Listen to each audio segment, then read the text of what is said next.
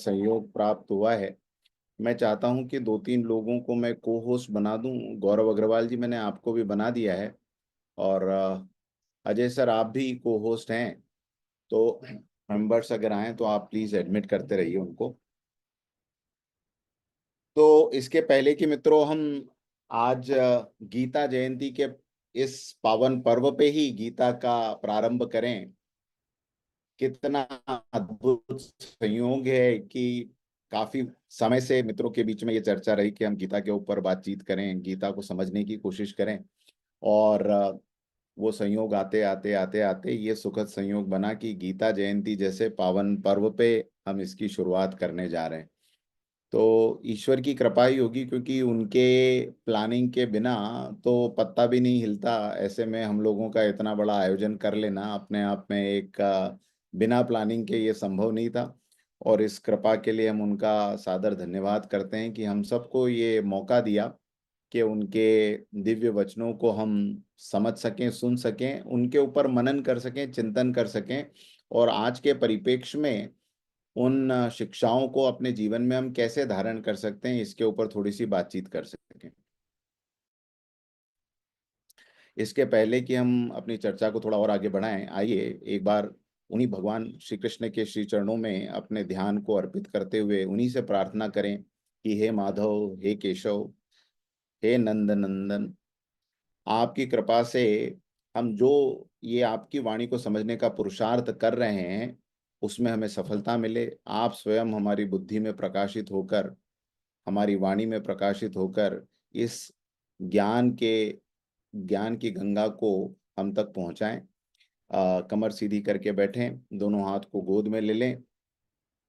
भगवान श्री कृष्ण का ध्यान करते हुए और उनका भी ध्यान सवित्र सूर्य नारायण के मंडल के अंदर भीतर स्वर्ण में चमकते हुए सूर्य के भीतर भगवान श्री कृष्ण का ध्यान।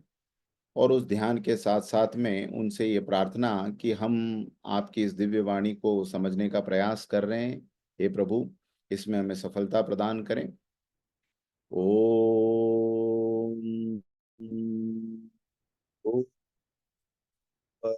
स्वः तत्सवितुर्वरेण्यं भर्गो देवस्य धीमहि धियो यो नः प्रचोदयात्। शान्ताकारं भुजगशयनं पद्मनाभं सुरेशं विश्वाधारं गगनसदृशं मेघवर्णं शुभांगमं लक्ष्मीकान्तं कमलनयनं योगिभिर्ध्यानगम्यं वन्दे विष्णु भवभयहरं सर्वलोकैकनाथम्। वसुदेवसुतं देवं कंसचाणूरमर्दनं देवकी परमानन्दं कृष्णं वन्दे जगद्गुरुं। कृष्णं वन्दे जगद्गुरुम्। ॐ श्रीकृष्णाय वासुदेवाय हरये परमात्मने प्रणतः क्लेशनाशाय गोविन्दाय नमोऽस्तु ते। गोविन्दाय नमोऽस्तु ते। बोलिए श्री कृष्णचंद्र भगवान की जय। श्री गीता माता की जय। गीता जयंती की जय। मोक्षदा एकादशी की जय। आज के इस परम सौभाग्य की जय। अजय सर की जय। अजय भारत प्रकल्प की जय। हम सबके इस मिशन की जय। जूम की इस टेक्नोलॉजी की जय। और आपकी और हमारी भावनाओं की भी जय। तो पहले तो बुधवार के दिन ये समय निकालने के लिए आप सब लोगों का धन्यवाद। एक विशेष प्रार्थना है, जितने कैमरे बंद हैं एक बार चालू कर लें तो बड़ा आनंद आएगा इस गीता की चर्चा में। और आज इस गीता सत्र के साथ साथ में एक विशेष बात और भी होनी है कि अजय सर ने एक अजय भारत ऊर्जा गीत तैयार किया है। उस अजय भारत ऊर्जा गीत को आज हम उनके माध्यम से सुनेंगे। इसका लोकार्पण होगा। और गीता जयंती के दिन संसार को गीता ने कर्म की शिक्षा दी और ऊर्जा की शिक्षा इस भारत को देने के लिए अजय सर ने जो अजय भारत गीत बनाया है, इसका हम सब लाभ उठाएंगे। और आज के विषय में हम प्रवेश करते हैं। मैं समझता हूं कि आपके पास में गीता की पुस्तक होगी, क्योंकि जैसे मैंने कहा था कि हम पुस्तक के साथ साथ में अध्ययन करेंगे, और पुस्तक के साथ साथ में आपके पास कॉपी और पेन भी होगा, ताकि इसमें कुछ ऐसे पॉइंट्स जो इस डिस्कशन में निकल के आए हैं उसके आप लोग नोट्स भी बना सकें, है ना। तो हम ये दोनों कार्य करेंगे। मैं माइक्रोफोन अनम्यूट की भी आप लोगों को ऑप्शन दे देता हूं, लेकिन जब तक कोई विशेष प्रश्न मैं न पूछूं तब तक अपने माइक्रोफोन्स को म्यूट ही रखें। और जैसा कि मेरी हमेशा आदत है कि किसी भी कॉम्प्लेक्स सब्जेक्ट को समझाने के लिए मैं समझता हूं कि आज के ज़माने में पावर पॉइंट से अच्छा कोई तरीका नहीं है। तो गीता को मैं कॉम्प्लेक्स तो नहीं कहूँगा, लेकिन गीता अपने आप में एक ऐसा सब्जेक्ट है जिसको अगर हम आज के ज़माने की इन टेक्नोलॉजीज के साथ में जोड़ के सीखें और समझें तो राह काफ़ी आसान हो जाती है। तो पावर पॉइंट के माध्यम से थोड़ी सी चर्चा करेंगे और उसके बाद में फिर हम अजय भारत ऊर्जा गीत की तरफ भी आगे बढ़ेंगे। तो मित्रों, हमारा जो गीता का सत्र होगा, वैसे ये गीता का सत्र होगा हमेशा शनिवार के दिन शाम को 8 बजे से 9 बजे तक। मैं चाहता हूं कि आप अपने आप को इस सत्र के लिए फ्री रखें। अपने गूगल कैलेंडर के अंदर शाम को 8 से 9 का समय सैटरडे का बिल्कुल ब्लॉक करके रख लें, क्योंकि गीता के सत्रों में हर विषय उसके पूर्व विषयों से जुड़ा हुआ है। इसलिए किसी भी विषय को समझने के लिए अगर आपकी पृष्ठभूमि तैयार नहीं होगी, जैसे आज बहुत से मित्र जिन्होंने आज का ये सत्र मिस कर दिया, आप इस सत्र के आखिरी में, इस सेशन के आखिरी में ये देखेंगे कि कितनी बड़ी चीज उन्होंने आज मिस कर दी। और ये गीता के इस सत्र का ही प्रभाव है कि एक कड़ी दूसरी कड़ी से, दूसरी कड़ी तीसरी कड़ी से जुड़ती हुई चली जाएगी और हमें लाइफ की क्लैरिटी और आती चली जाएगी। तो इसलिए किसी भी सत्र को मिस ना करें, कोशिश करें ऑनलाइन लाइव रहने की। मैं अजय सर से बाद में एक बार इस पे चर्चा करूंगा कि हम रिकॉर्डिंग दें या न दें। उन मित्रों का जो कि इसमें आ रहे हैं उनका सम्मान करते हुए मैं समझता हूं कि लाइव आना और रिकॉर्डिंग देखने में, बिल्कुल रिकॉर्डिंग तो गीता के ऊपर बहुत सारी यूट्यूब पर एक से बढ़कर एक रिकॉर्डिंग अवेलेबल है, लेकिन यहाँ पे कोई प्रवचन माला नहीं चल रही। यहाँ पर गीता के ऊपर एक साइंटिफिक सब्जेक्टिव डिस्कशन चल रहा है। हम और आप कुछ जानने समझने की कोशिश करेंगे और उसको अपनी लाइफ से जोड़ने की कोशिश करेंगे। इस मायने में ये सत्र अलग होने वाला है और इसी मायने में सभी का लाइव जुड़ना जो है वो बहुत जरूरी होगा। तो गीता के बारे में ये कहते हैं, गीता का महात्म्य बताते हुए कि गीता जो है वो क्यों जरूरी है। भारतीय वाङ्मय में आपको आगे बताने वाला हूं कि बहुत विस्तृत है हमारी साहित्य परंपरा। वेदों से शुरू होकर पुराणों तक और पुराणों से आगे फिर अनेकों लोक कथाओं और कहानियों तक इतने हमारे पास में धर्म ग्रंथ हैं, इतने हमारे पास में दर्शन ग्रंथ हैं कि जिसकी विपुल संपदा को हिमालय के बराबर भी अगर हम कहें तो कोई अतिशयोक्ति इसमें नहीं होगी। ऐसे में गीता की इतनी मान्यता हमारे बीच में क्यों है, इसको गीता ही इसका उत्तर देती है इन चार वाक्यों में। गीता में आता है, गीता के महात्म्य में, कि सर्वोपनिषदो गावो दोग्धा गोपाल नंदन पार्थो वत्स सुधीर भोक्ता दुग्धम गीतामृतम महत। इसका अर्थ यह है कि जितनी भी उपनिषदें हैं, उपनिषदों को वेदांत कहा गया है, वेदों का सार कहा गया है। तो ये कहा गया है कि जितनी भी ये वेदों की सार रूप उपनिषदें हैं, ये सब गाय के समान इनको मान लीजिए। किसके समान मान लीजिए? गाय के समान। और जो गोपाल नंदन है, नंद नंदन गोपाल नंदन श्री कृष्ण, उन गायों को दोहने वाले ग्वाले हैं। किसको दोहने दोहने वाले?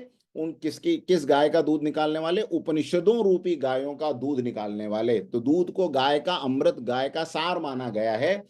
और पार्थो वत्स, बछड़े के रूप में कौन है? अर्जुन है, जो कि वो दुग्ध जो है उसका पान करेंगे और उनके साथ साथ में हम सब लोग इस गीता रूपी अमृत का पान करेंगे।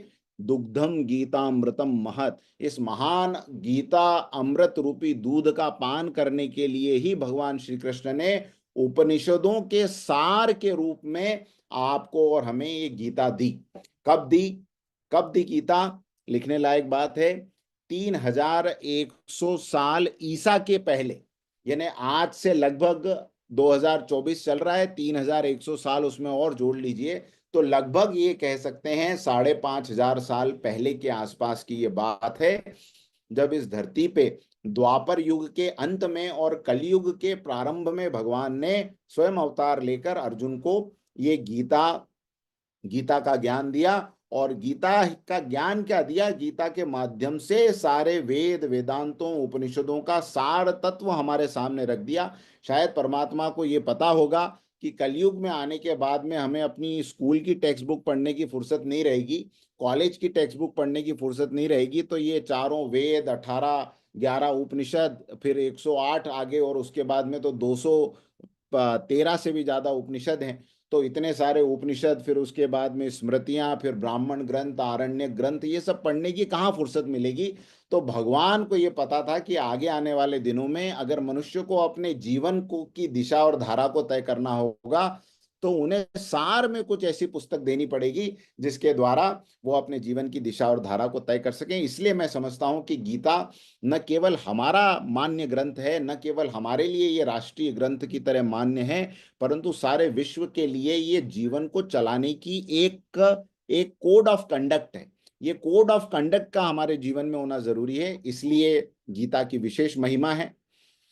गीता का अध्ययन अगर आप में से किसी ने किया हो, या गीता के बारे में जो कुछ हमें नॉलेज है, उससे हम समझ सकते हैं कि गीता में कुल मिला के जो है वो प्रश्न और उत्तर हैं। अर्जुन बहुत से प्रश्न करता है और भगवान कृष्ण उसको उत्तर देते हैं। तो अगर पूरी गीता को एज इट इज हम समझने की कोशिश करें, तो अर्जुन के बहुत सारे प्रश्न हैं। जैसे अर्जुन के प्रश्नों में क्या क्या है? अर्जुन पूछता है कि मेरा कर्तव्य क्या है, ये जीवन एक संग्राम क्यों है? कृष्ण से ये पूछता है कि ये जीवन एक संग्राम क्यों है, इस जीवन में मेरा कर्तव्य क्या है।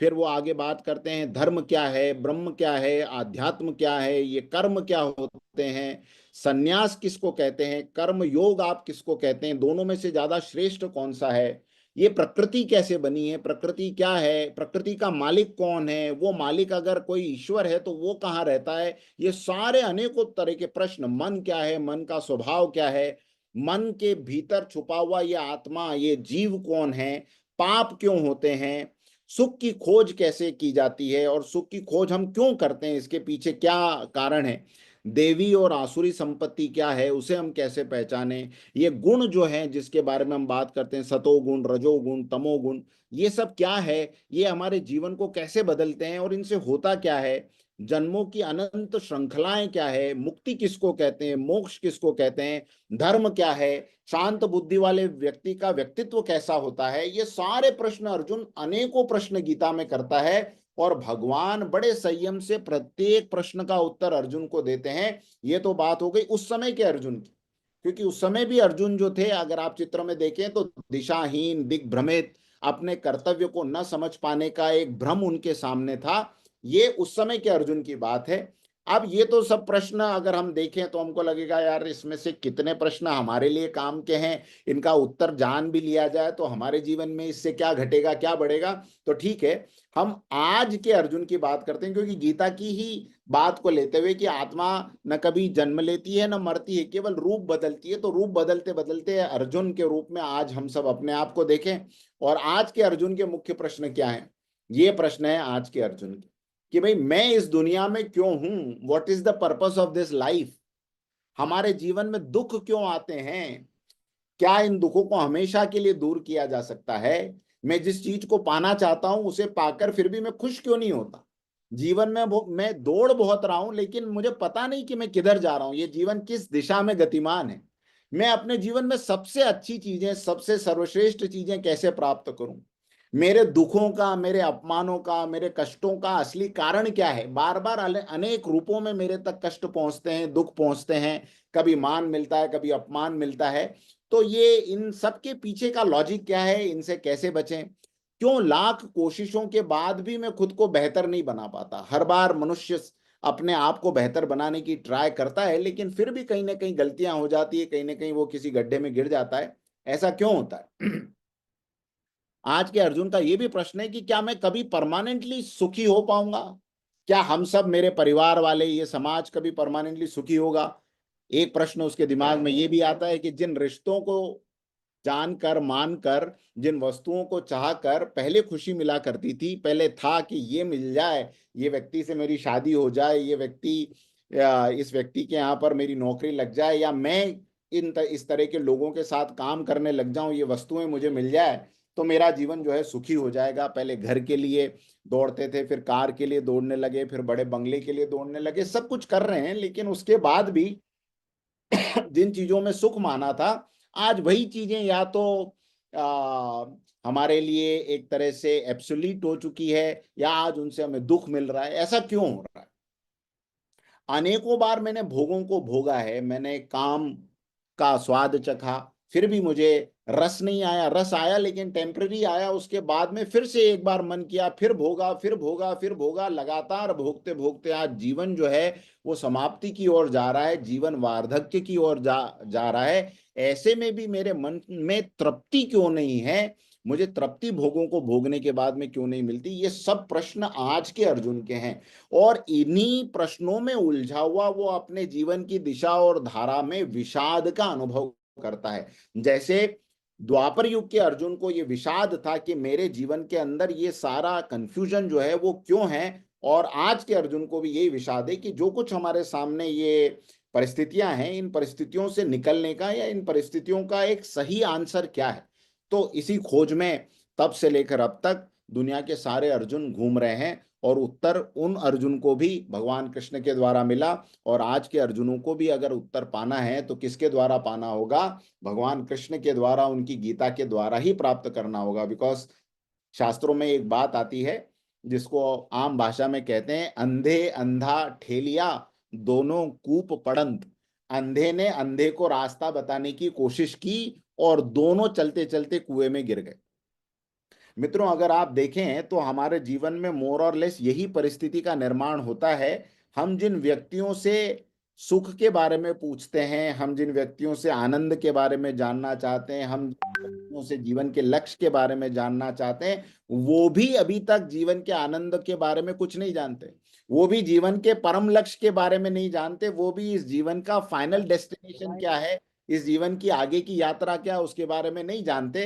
तो यहाँ वहां से जो मोटिवेशनल वीडियोस हमें मिलते हैं, हम उसके सारे अपनी लाइफ को आगे बढ़ाने की कोशिश करते रहते हैं। इतना बढ़िया लाइफ को आगे बढ़ाने का मैनुअल छोड़ के, मतलब ये कस्तूरी मृग के जैसी हमारी दशा है।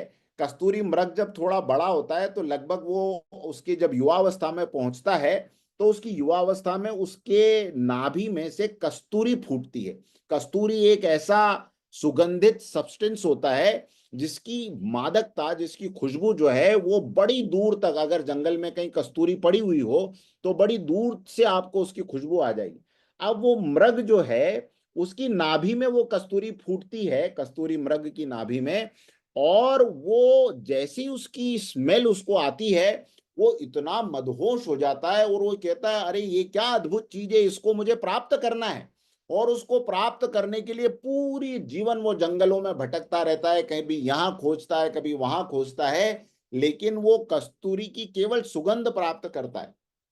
कस्तूरी कहाँ है ये उसको पता नहीं चलता। आखिरी में संतों ने इस दर्शन को देखा और कहा कि कस्तूरी तो उसके नाभि में ही थी। थोड़ा अपनी गर्दन को बाहर की बजाय भीतर की ओर मोड़ लेता, अपनी नाभि की ओर मोड़ लेता, तो कस्तूरी उसको वहां मिल जाती। इसी प्रकार ये जीवन का जो आनंद हम लोग बाहर खोज रहे हैं, वो जीवन का आनंद बाहर है कि भीतर है? इसी प्रश्न के ऊपर ये पूरी गीता है, इस गीता का ज्ञान है, जिसको हम अब लेने की कोशिश करेंगे।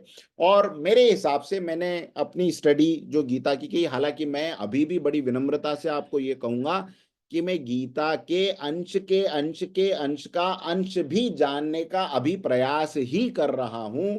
इसमें मेरी कोई एक्सपर्टीज नहीं है। जो ऋषियों से, संतों से अनेकों गीता की टीकाओं को पढ़ के जो जानने का, और स्व अनुभूति से इसके अंदर जो भी एक्सपेरिमेंट्स किए गए, उससे जो मिलान हो के कुल मिला के जो मेरे सामने लॉजिक्स आए हैं, बस मैं उन्हीं को आपके सामने रख रहा हूं। इसलिए बिल्कुल भी मुझे एक्सपर्ट ऑफ गीता मान के तो बिल्कुल भी इन सेशंस को अटेंड मत कीजिएगा। गीता का मेरे हिसाब से कुल प्रयास ये है कि हमारी अपने आप से वास्तविक पहचान हो जाए। ये गीता का और ये भगवान श्री कृष्ण का उद्देश्य है। और मैं तो ये कहूंगा कि दुनिया भर के जितने भी धर्मशास्त्र हैं, जितने भी दर्शन शास्त्र हैं, उन सबका उद्देश्य यही है कि मनुष्य अपने आप को जाने। बिकॉज हम उसी मृग की तरह हैं जिसकी नाभि में ये आनंद का स्रोत छुपा हुआ है, जिसकी नाभि में ये ज्ञान का स्रोत छुपा हुआ है। ये कस्तूरी हमारे भीतर है, लेकिन जिस प्रकार हमें नहीं पता कि ये हमारे ही अंदर है, और हम पूरी दुनिया में सुख की तलाश में घूम रहे हैं, हम पूरी दुनिया में आनंद की तलाश में घूम रहे हैं, हम पूरी दुनिया में दुख को दूर करने के उपायों को ढूंढ रहे हैं, लेकिन वो सारे उपाय ईश्वर ने हमारे भीतर स्थापित करके रखे हुए हैं। बस उस तरफ अपने आप को हम मोड़ सकें, इस उद्देश्य से मैं समझता हूं कि गीता की रचना हुई। इस उद्देश्य के साथ बहुत सारे उद्देश्य जुड़े हुए हैं। जब आप अपनी पहचान करते हैं तो आपको प्रकृति की पहचान होने लगती है, आपको दो व्यक्तियों के बीच में आपका और उनका वास्तविक रिश्ता क्या है, आपको इसकी पहचान होने लगती है। आप ये प्रकृति आपके ऊपर कैसे कार्य करती है, गुणों की पहचान आपको होने लगती है, माया की पहचान आपको होने लगती है। माया से परे, प्रकृति से परे, गुणों से परे जो परम सच्चिदानंद एक रस अखंड निर्विकार परमात्मा है, उसकी पहचान भी आपको धीरे धीरे होने लगती है, क्योंकि अपने को जानना ही उसकी तरफ बढ़ने की पहली सीढ़ी है। तो ये चित्र और ये कहानी आपको बिल्कुल पता ही होगी। मैं एकदम संक्षेप में इसको बताऊं कि शेरों के झुंड में से एक शेर का जो बच्चा है वो बिछड़ जाता है, और वो शेर का बच्चा बिछड़ के बकरियों के झुंड में शामिल हो जाता है। बकरियां उसको पालती है, बकरियों को ही वो अपना माता पिता समझ के मिमियाता हुआ उन्हीं के साथ रहता है, चारा खाता है, इधर कूदता है उधर कूदता है। एक बार एक शेर जो है वो उन बकरियों के झुंड पर अटैक करता है, आक्रमण करता है। सारी बकरियां इधर उधर भाग जाती है, लेकिन ये जो शेर जो अपने आप को बकरी समझ रहा था, वो कहीं छोटे से कोने में दुबक के डर के मारे थर थर कांपता हुआ बैठ जाता है। अब ये शेर को बड़ा आश्चर्य होता है, बड़े शेर को, कि यार ये यहाँ पर इतना डर के मारे मुझसे क्यों कांप रहा है। तो वो उससे पूछता है कि तुम क्यों डर रहे हो, मैं तो बकरियों को मारने के लिए आया था। तो वो कहता है कि साहब मैं भी तो बकरी हूँ, आप मुझे भी तो मारने वाले हैं अभी। तो कहता है नहीं, तुम बकरी नहीं हो, तुम तो शेर हो। और ये मानने के लिए बिल्कुल तैयार नहीं होता है कि मैं शेर हूं। फिर ये उसका मुंह से उसको पकड़ के तालाब के किनारे, सरोवर के किनारे ले जाता है, और वहां पर अपना प्रतिबिंब दिखाता है। मैंने सक्षम समिट में भी आपको ये शायद बात बताई थी।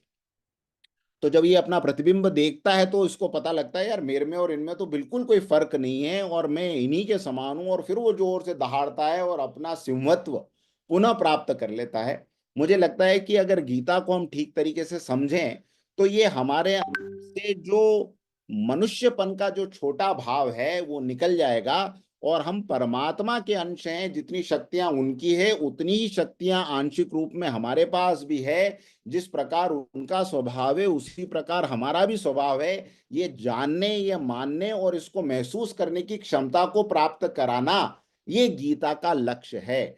हमारी अपनी वास्तविक पहचान क्या है, ये हमें अगर मिल जाए तो मैं समझता हूं कि गीता का उद्देश्य भी और भगवान का भी गीता को कहने का उद्देश्य सफल हो जाएगा। मित्रों, आपने रमन महर्षि का नाम सुना होगा।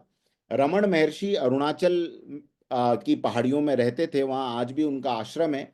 रमन महर्षि के पास कोई भी जाता था और उनसे पूछता था कि गुरुवर, मुझे कुछ आध्यात्म की शिक्षा दीजिए, मैं परमात्मा को पाना चाहता हूं, मुझे उसके लिए कोई मार्ग बताइए। रमन महर्षि प्रत्येक व्यक्ति को कहते थे कि तुम परमात्मा को जानने की चिंता छोड़ दो, पहले ये जानो कि तुम कौन हो। तो व्यक्ति बड़ा आश्चर्य में आ जाता था कि मैं कौन हूँ, मैं तो, मेरा नाम तो ऋषि आचार्य है, और मैं जो है यहाँ वेदा यूनिवर्सिटी में, पीए नामदार यूनिवर्सिटी में मैं तो डीन हूँ, और मैं एक पति हूँ, और मैं एक पिता हूँ, और मैं इनका गुरु हूँ, और मैं इनका शिष्य हूँ, और मैं ऐसा हूँ और वैसा हूँ। ये सारी पहचान जो हमने अपनी जोड़ रखी है, अगर आप अपने आप को भी टटोलें तो लगभग हम अपना इंट्रोडक्शन किसी भी व्यक्ति को इसी प्रकार देते हैं। शिष्टाचार के लिए इस प्रकार का इंट्रोडक्शन देना ठीक भी है, देना भी चाहिए, लेकिन वास्तविक रूप में क्या ये हैं हम? मुझे एक बात बताइए, क्या वास्तविक रूप में ये हम हैं? क्या जब ऋषि आचार्य प्रिंसिपल नहीं थे, डीन नहीं थे, तब मैं ऋषि आचार्य नहीं था? मैं तब था। क्या जब मेरी शादी नहीं हुई थी तब मैं नहीं था? मैं तब भी था। क्या मेरा पुत्र जब नहीं हुआ था तब मैं नहीं था? तब भी मैं था। क्या मैं इस आयु में नहीं आया था तब मैं नहीं था? तब भी मैं था। क्या मैं किसी की संतान था तभी मैं था? नहीं, उसके पहले भी मैं था। तो मैं कहाँ था, क्यों था, किस अवस्था में था, और मेरा वास्तविक स्वरूप क्या है, ये जानना, समझना और इसकी खोज करना, मैं कौन हूं, असली में वो तत्व क्या है, इसकी खोज करने के लिए रमन महर्षि कहते थे। और वो कहते थे कि जब तक तुमने इस बात को नहीं जाना कि तुम वास्तव में कौन हो, तब तक बाकी की किसी भी आगे की आध्यात्म की सीढ़ी पर बात करने का कोई मतलब नहीं। क्योंकि जब तक वो इल्यूजन तुम्हारे अंदर से नहीं हटेगा, परमात्मा के ऊपर भी वो इल्यूजन बाकी रहेगा। तो तुम्हारे और परमात्मा के बीच में ये माया रूपी पर्दा हटना चाहिए, ये उनकी शिक्षा होती थी। हमारे पूज्य गुरुदेव पंडित श्री राम शर्मा आचार्य जी ने पहली पुस्तक जो लिखी, उसका शीर्षक है मैं कौन हूं। और बड़ी अच्छी पुस्तक है, इंटरनेट पर आपको पीडीएफ डाउनलोड करने के लिए मिल जाएगी, आप जरूर पढ़िएगा। उन्होंने लगभग ये 30 वर्ष की उम्र में ये पुस्तक लिखी, पहली पुस्तक। उसके बाद तो जीवन भर वो लिखते रहे, अखंड ज्योति जैसी पुस्तकें और पत्रिकाएं उन्होंने लिखी, गायत्री महाविज्ञान पे बहुत बड़ा काम किया। लेकिन पहली पुस्तक मैं कौन हूं, ये जानना और समझना ही गीता का उद्देश्य है। अब गीता को इस तरह से हम जाने कि हमारे अंदर वो कॉन्फिडेंस, हमारे अंदर वो ज्ञान, हमारे अंदर वो प्रकाश जो परमात्मा हमें देना चाहता है, ये उत्पन्न हो। इसलिए पहले ये भी समझना पड़ेगा कि ये गीता का कॉन्टेक्स्ट कहाँ से आता है, गीता की पृष्ठभूमि कहाँ से आती है। क्योंकि मैंने आपको कहा कि हमारा उद्देश्य ये होना चाहिए कि हम स्वयं इस बात को अपने जीवन में उतारें और दो लोगों को, चाहे अपनी टूटी फूटी वाणी में, चाहे अपनी आधी अधूरी समझ के साथ में, लेकिन हम इस ज्ञान को लोगों तक आगे पहुंचाएं। क्योंकि ये ज्ञान जिसका है वो उसको पूर्ण करने का काम खुद करेगा। हमारा दायित्व है माइक की तरह उस ज्ञान को हम आगे बढ़ाएं, उस ज्ञान की ज्योति को आगे बढ़ाएं। तो गीता को समझने के लिए महाभारत की पृष्ठभूमि को समझना पड़ेगा। एक छोटा सा प्रश्न है आपके लिए कि महाभारत का जो युद्ध है वो किन के बीच में हुआ था? किन के बीच हुआ था महाभारत का युद्ध? कोई हैंड रेस करके बताएगा या अनम्यूट करके मुझे बताएगा। कौरव और पांडव के बीच में। कौरव और पांडव। कौरव और पांडवों के बीच में गीता का, महाभारत का युद्ध हुआ। तो ये कौरव और पांडव कौन थे और किस पृष्ठभूमि में ये गीता की रचना हुई, तो जानना और समझना जरूरी है। अब यहां मैं थोड़ी सी आपको एक पृष्ठभूमि दे रहा हूं कौरवों और पांडवों की। देखिए, कहानी शुरू होती है बहुत पहले से। किसी का माइक्रोफोन चालू है, आप म्यूट कर दीजिए। कहानी शुरू होती है महाराजा दुष्यंत और शकुंतला से। अब आप कहेंगे दुष्यंत और शकुंतला, ये तो एकदम सतयुग की बात में आ गए, महाभारत हुई द्वापर युग में। हाँ, लेकिन कहानी वहीं से शुरू होती है। दुष्यंत और शकुंतला के पुत्र थे भरत, जिनसे भरत चक्रवर्ती, जिनके नाम से ये भारत देश का नाम भारतवर्ष पड़ा। भारत की परंपरा में आगे चल के, बहुत आगे, मतलब आप, मैं जो बता रहा हूँ सतयुग से अब द्वापर युग की बहुत सारी पीढ़ियों को स्किप करता हुआ मैं आगे आया हूं।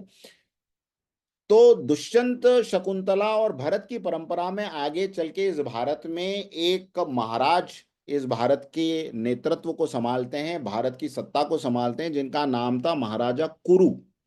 महाराजा कुरु के नाम से उनके वंश का नाम, ये बड़े तपस्वी महाराज थे। जैसे महाराजा रघु के नाम से रघुवंश पड़ा, वैसे ही महाराजा कुरु के नाम से कुरुवंश की स्थापना हुई।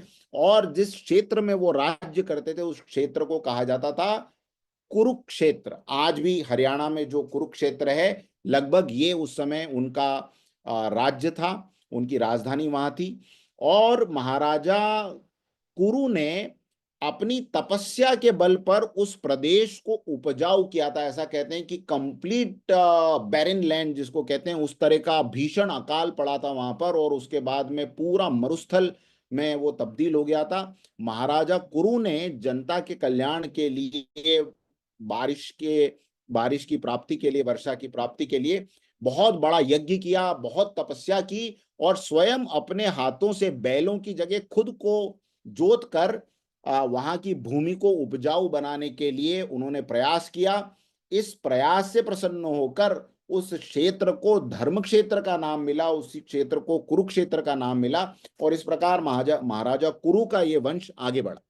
इन्हीं महाराजा कुरु के वंश में, थोड़ा सा समझते चलेंगे, महाराजा कुरु उसके वंश में शांतनु आए, महाराजा शांतनु। अब यहां से हमारे महाभारत के मेन कैरेक्टर्स का एंट्री होता है। महाराजा शांतनु की दो पत्नियां थी। गंगा, गंगा कौन सी गंगा? ये जो गंगा नदी बहती है ये गंगा। और सत्यवती। अब आप कहेंगे सर गंगा नदी जो बहती है वो कैसे किसी की पत्नी हो सकती है? हाँ बिल्कुल सही बात है, क्योंकि अगर आप गंगा को भौतिक स्वरूप में जानेंगे तो गंगा तो एक जल है, जल किसी की पत्नी नहीं हो सकता।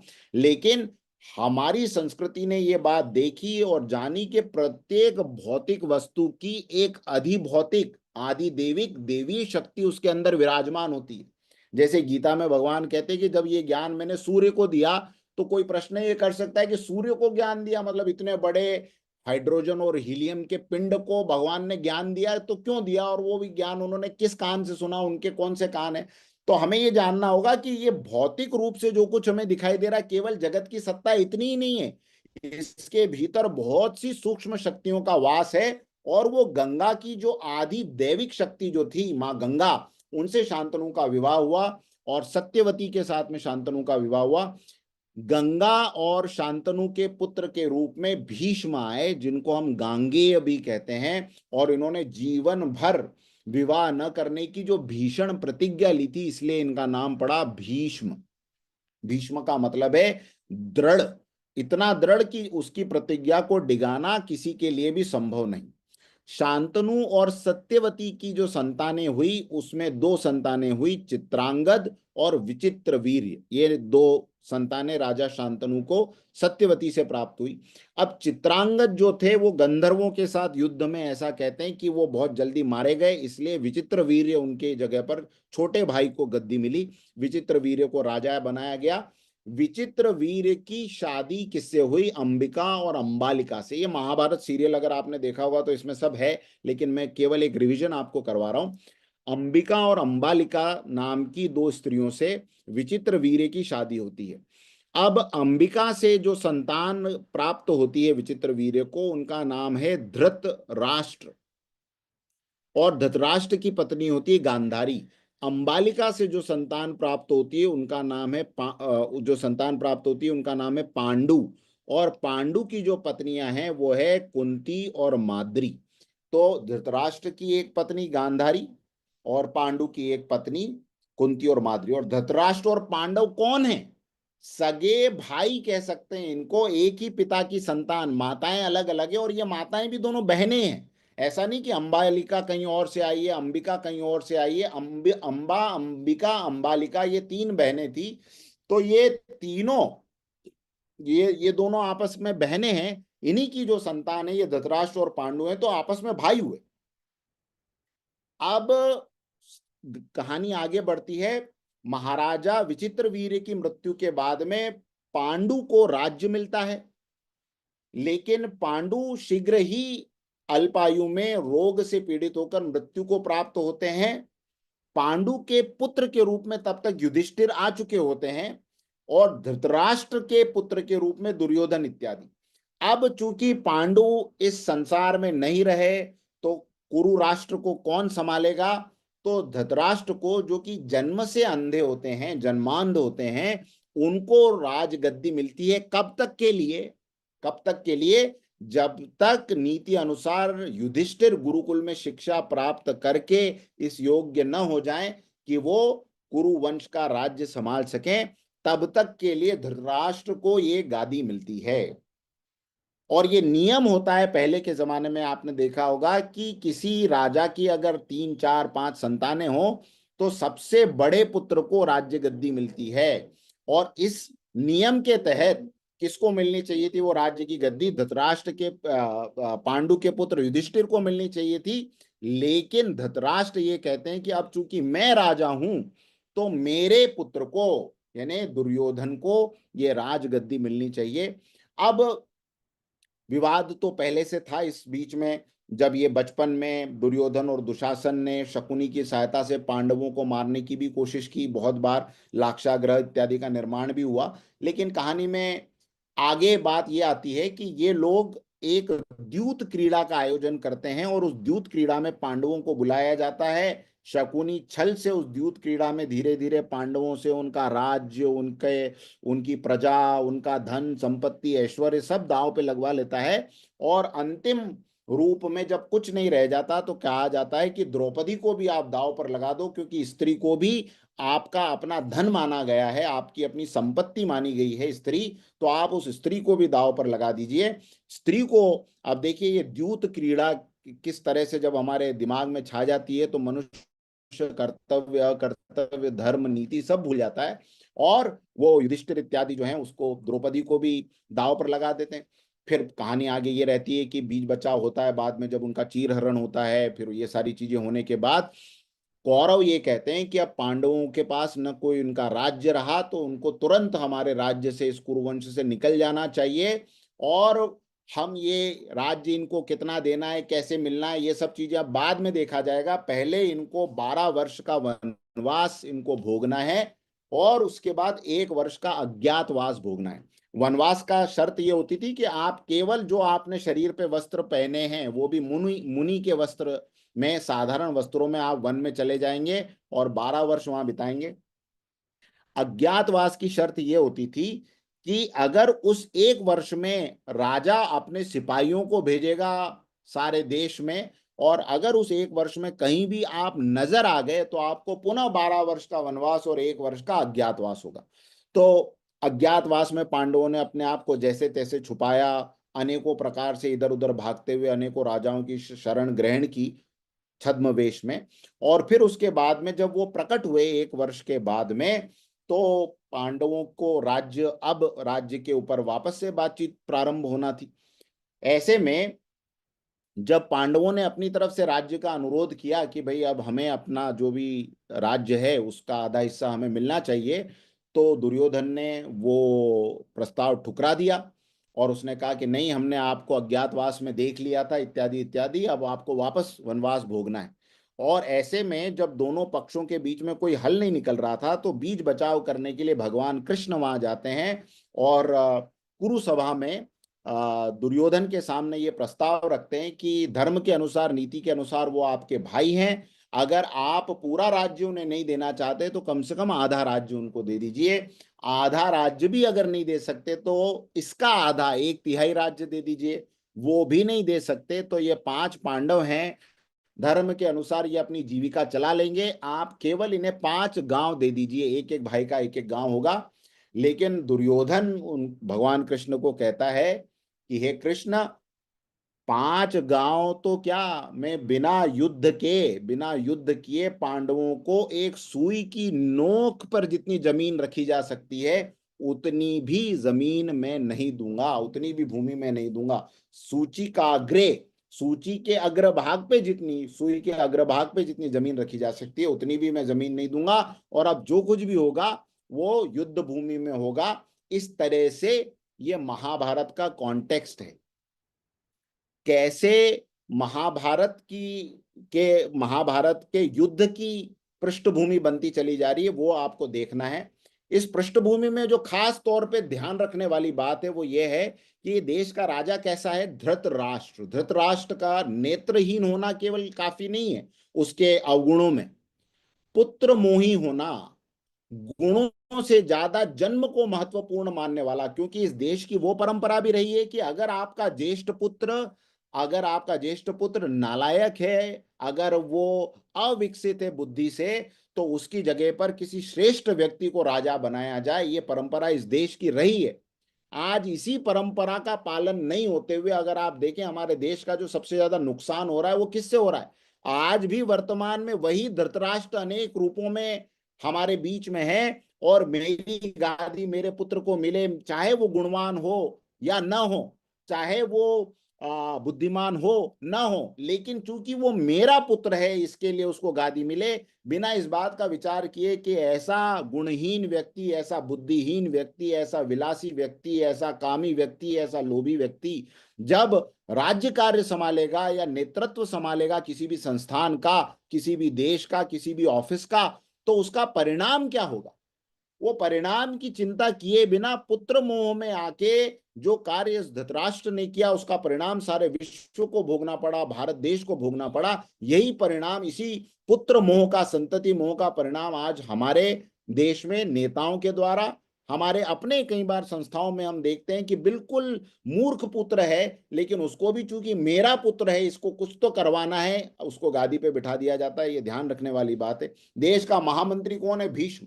भीष्म परम समर्थ हैं, गंगा के पुत्र हैं, पवित्रता की मूर्ति हैं, लेकिन अपनी पारिवारिक मजबूरियों के चलते सत्य का साथ न देने वाला व्यक्ति हो गए भीष्म। क्यों? क्योंकि जब द्रौपदी का वस्त्र हरण हो रहा था तब नहीं बोल सके। जब दुर्योधन ने यह कहा कि मैं सूची के अग्रभाग के बराबर भी भूमि नहीं दूंगा, तब भी भीष्म कुछ नहीं बोल सके। रामचरितमानस में एक चौपाई आती है, सचिव वैद्य गुरु तीन जो प्रिय बोलई भय आस, राज धर्म तन तीन कर हो ही बेग ही नाश। इसका मतलब क्या है? सचिव, सचिव का मतलब आपके मंत्री, आपके मेंटर, आपके कंसल्टेंट, ये लिख लीजिए सचिव। वैद्य, वैद्य का मतलब डॉक्टर। और गुरु, गुरु का मतलब आपके आध्यात्मिक पथ प्रदर्शक।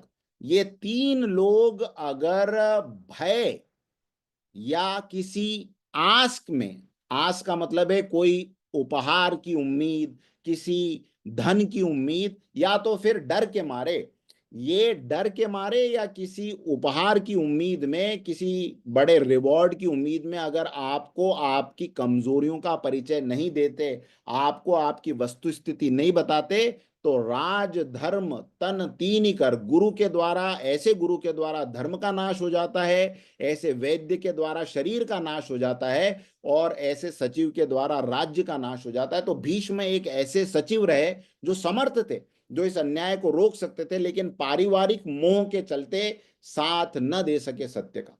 देश का शिक्षा मंत्री कौन था उस समय? द्रोण। अपनी शिक्षा को केवल राजकुल में इन्होंने सीमित रख दिया, कौरवों और पांडवों के बीच में सीमित रख दिया। एक से बढ़कर एक महारथी उस समय में थे, एकलव्य और कर्ण जैसे, लेकिन ये शिक्षाएं किसी और को कैसे मिले, और अगर मिल गई तो ये कहीं मेरे राजकुल के लिए खतरा न बन जाए, ये सोच विचार रखने वाला संकीर्ण बुद्धि वाले व्यक्ति के रूप में द्रोण को महाभारत में दिखाया गया। देश के कानून मंत्री के रूप में शकुनी को उस समय कानून मंत्री का पद था, जो छल और बल के प्रयोग को धर्म से अधिक मानता था, ऐसा व्यक्ति शकुनी। देश का सचिव विदुर था, लेकिन नीतिवान होते हुए भी अधर्म का विरोध नहीं करने वाला। इनके अंदर और भीष्म के अंदर आखिरी में जाके विदुर ने धर्म अधर्म का विरोध किया, और वो राज्य त्याग के वन में चले गए, लेकिन तब तक तो बहुत देर हो चुकी थी।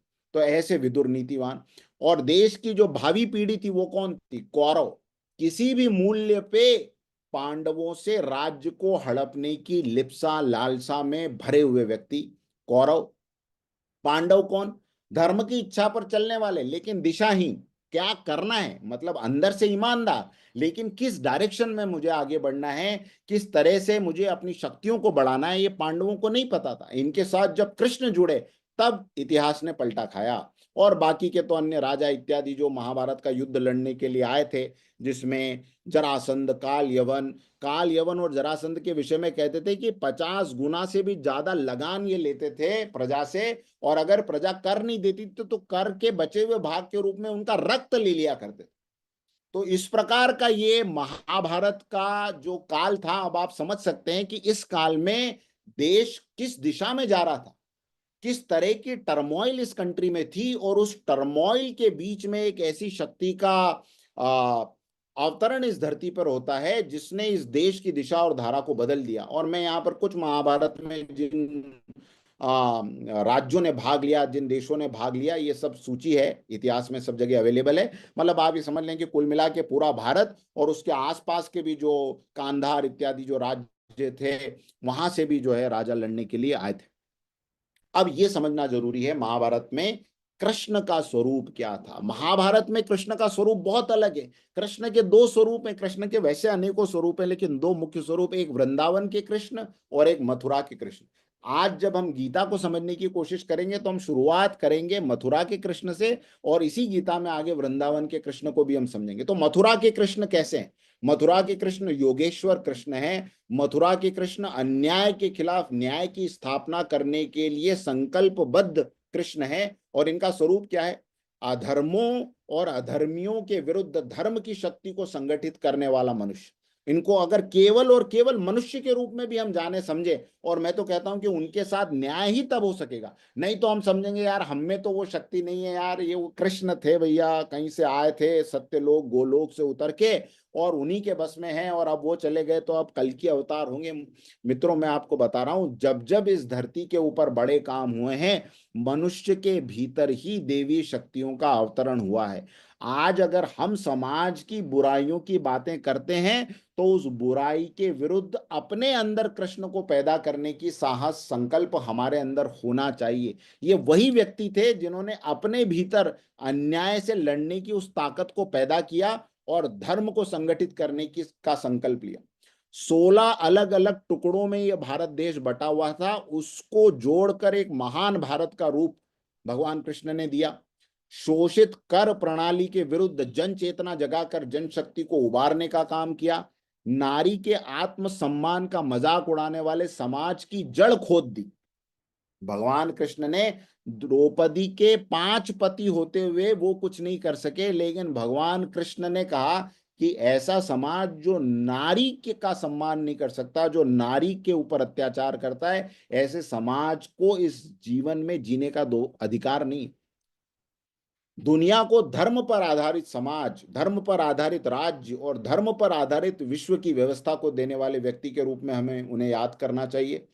जन्मना जाति, जन्म से जो जाति मिली है, ब्राह्मण का बेटा ब्राह्मण, क्षत्रिय का बेटा क्षत्रिय, वैश्य का बेटा वैश्य, शूद्र का बेटा शूद्र, ये जो जाति व्यवस्था थी, इस जाति व्यवस्था के विरुद्ध विद्रोह करने वाले व्यक्तियों में भगवान कृष्ण है। समाज को धर्म की धूमिल परिभाषा, कर्मकांड की परिभाषा, महाभारत के समय अनेक प्रकार के कर्म कांडों तंत्र मंत्रों का बोलबाला हो गया था, अनेकों प्रकार की बलि प्रथाएं चलती थी। महाभारत ग्रंथ को अगर आप पढ़ें, आप हैरान हो जाएंगे कितने टाइप के मत मतांतर इस देश में फैले हुए। वहां से सब से निकाल कर भगवान कृष्ण ने गीता के अंदर जो धर्म की परिभाषा दी है, वो इतनी उज्जवल, इतनी निर्मल, इतनी सार्वजनीन है कि किसी भी देश काल में उसको आप अप्लाई कर सकते हैं। तो ये विशेष रूप से भगवान कृष्ण के बारे में। अब आखिरी की 2-3 चीजें मैं बता दूं मित्रों। गीता को जानने के पहले हम अपने वर्तमान समय में जो कुछ सीख रहे हैं, जाने या अनजाने, अपने समाज से, वो हम क्या सीख रहे हैं? हम जो कुछ सीख रहे हैं, आप देखें, सवाल इसमें आपका और मेरा नहीं है। सवाल इस समय पूरे समाज को एक थर्ड पार्टी की तरीके से चोटी पर खड़े होकर इस समाज के ऊपर अपनी बर्ड आई व्यू से आप दृष्टि डालें, तो क्या ये सब चीजें आपको नजर नहीं आती जो मुझे नजर आई? और मैंने उसको इस डॉक्यूमेंट में लिखा है कि आज के संसार से एक व्यक्ति बचपन से लेकर युवावस्था आते आते क्या क्या सीख लेता है। वो जो कुछ सीखता है, उस ज्ञान के फलस्वरूप उसकी केंद्रीय सत्ता, उसके सेंटर में जो एक फिगर आके स्टेब्लिश हो जाता है, वो कौन सा फिगर है? मैं। सुबह हमारी आंख खुलती है इस मैं को लेकर, रात को हम सोते इस मैं को लेकर हैं, जीवन भर हम जो कुछ कर रहे हैं इस मैं के अराउंड। मैं अपनी बात अपने आप को कह रहा हूं, इस मैं के अराउंड सारे काम करते हैं।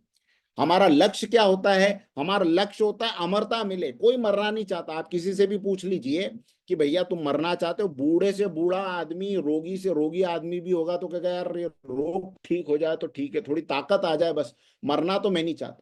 भौतिक सुख जम के हमको चाहिए, ये हमारा लक्ष्य है। हमें मान चाहिए, हमें प्रतिष्ठा चाहिए। किसी से भी आप पूछ लें, वो डिनाई नहीं करेगा कि नहीं मुझे ये नहीं चाहिए। सबको इस संसार में ये चाहिए। मेरा कर्म क्या है? हमारा कर्म ये है, जिस तरह भी मेरा लक्ष्य हासिल हो, ऊपर पॉइंट नंबर 2, ये जिस तरह भी हासिल हो अमरता के लिए, चाहे मुझे अपने आप को लिक्विड नाइट्रोजन में उतार के बरसों बरस रहना पड़े, उस सिलेंडर में मैं अपनी बॉडी को रखने के लिए करोड़ों डॉलर्स इन्वेस्ट करने के लिए तैयार हूं।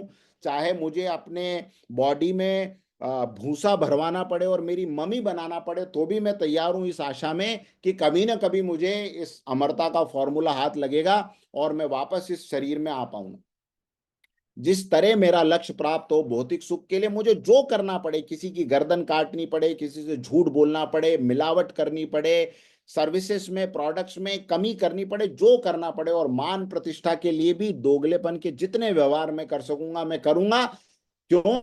क्योंकि मैं चाहता हूं मेरा लक्ष्य हासिल हो। ये मेरा कर्म बन चुका है। ये समाज का आप एक बर्ड आई व्यू से हम अपने समाज को देखें, इस समाज में रहने वालों की परिधि क्या है? उसकी परिधि मैं और मेरा शरीर, मैं और मेरा परिवार, बस इसी के आसपास उसकी परिधि है। अपने परिवार का, अपने शरीर का जिससे फायदा हो, दूसरे के परिवार का, दूसरे के शरीर का भले उसमें नुकसान होता हो, लेकिन मेरा जीवन तो मेरे शरीर और मेरे परिवार के आसपास ही घूमेगा। मेरी चाह क्या है? मेरे सब तरह के सुख कभी खत्म न हो और मेरे जीवन में दुख कभी न हो। आप किसी से भी पूछ लीजिए इसके अलावा तुम्हारी कोई तीसरी चाह, बोलेगा यार इसमें तो सब आ गया भाई, यही तो चाहिए, सुख कभी खत्म नहीं हो, दुख की कभी एंट्री नहीं हो। और मेरा ज्ञान क्या है? इन सब चीजों के लिए मुझे भौतिक इंद्रियों से जो ज्ञान प्राप्त होता है, कानों से मैं जो इधर उधर की सुन लेता हूँ, जो आंखों से किताबें पढ़ लेता हूँ, ये बस ये मेरी भौतिक इंद्रियों से संसार में जो कुछ मैं ऑब्जर्व कर रहा हूँ, उस ऑब्जर्वेशन से मैं अपना एक नॉलेज बनाता हूँ। उस नॉलेज के पाथ पे मैं चलने लग जाता हूँ। मुझे लगता है यार समाज में देखो यार, ये गलत कर रहा है तो भी कितना कमा रहा है, वो गलत कर रहा है तो कितना कमा रहा है, इसको किसने पकड़ लिया, उसको किसने पकड़ लिया, ये भी तो भ्रष्टाचार कर रहा है, ये भी तो मिलावट करता है। अरे भैया जी तो रहे हैं, आज देखो गाड़ी में घूम रहा है, आज इसके पास बंगला है, मर्सिडीज। हमारा ज्ञान भौतिक इंद्रियों से जो कुछ हमें दिखाई देता है उससे प्राप्त होता है। उसको हम अपना डॉक्यूमेंट या लाइफ का मैनुअल बना लेते। ये मेरा ज्ञान है। और मेरी श्रद्धा, श्रद्धा की तो साहब पूछो ही मत। श्रद्धा तो मौके मौके के हिसाब से बदलती रहती है। आज इस पे श्रद्धा है, कल उस पे है, परसों किसी पे नहीं है। तरसों आपने कहा ये बाबा जी पे ले आओ तो इन बाबा जी पे ले आए, ये नग पहना दो तो ये नग पे ले आए, वो कुंडली पे ले आए, वो शनिदेव पर ले आए। सब जो कुल मिला के मामला ये है, मेरा लक्ष्य अमरता, भौतिक सुख, मान, इसके लिए आप गधे को भी बाप बनवा दो तो मेरी उस पर भी श्रद्धा है। यस और नो? तो ये संसार है, ये बर्ड आई व्यू से इस संसार को आप देखें। लेकिन गीता क्या सिखाती है? गीता के हिसाब से जीवन की दृष्टि क्या होनी चाहिए? और जो थी हमारे पास, जो हमारी अपनी धरोहर थी, वो क्या थी? जीवन का सर्वोच्च केंद्र था हमारा परमात्मा। ये स्टॉप गैप अरेंजमेंट, अरे आज से 60 साल पहले, 70 साल पहले आप और हम कहाँ थे? आज से और 40-50 साल के बाद में हम कहाँ होंगे? तो जो थे और जहां जाना है उसकी कोई चिंता नहीं है। क्यों? क्योंकि इंद्रियों से प्राप्त हुए ज्ञान के हिसाब से चल रहे हैं ना, तो इस चिंता की गर्मी नहीं लगती कि कल आंख बंद हो जाए तो साला मेरा क्या होगा, कल टिकट कट जाए तो मेरा क्या होने वाला है, इसकी चिंता है ही नहीं। और है भी तो हल्की फुल्की, हाँ भैया कुछ ना कुछ तो हो ही जाएगा।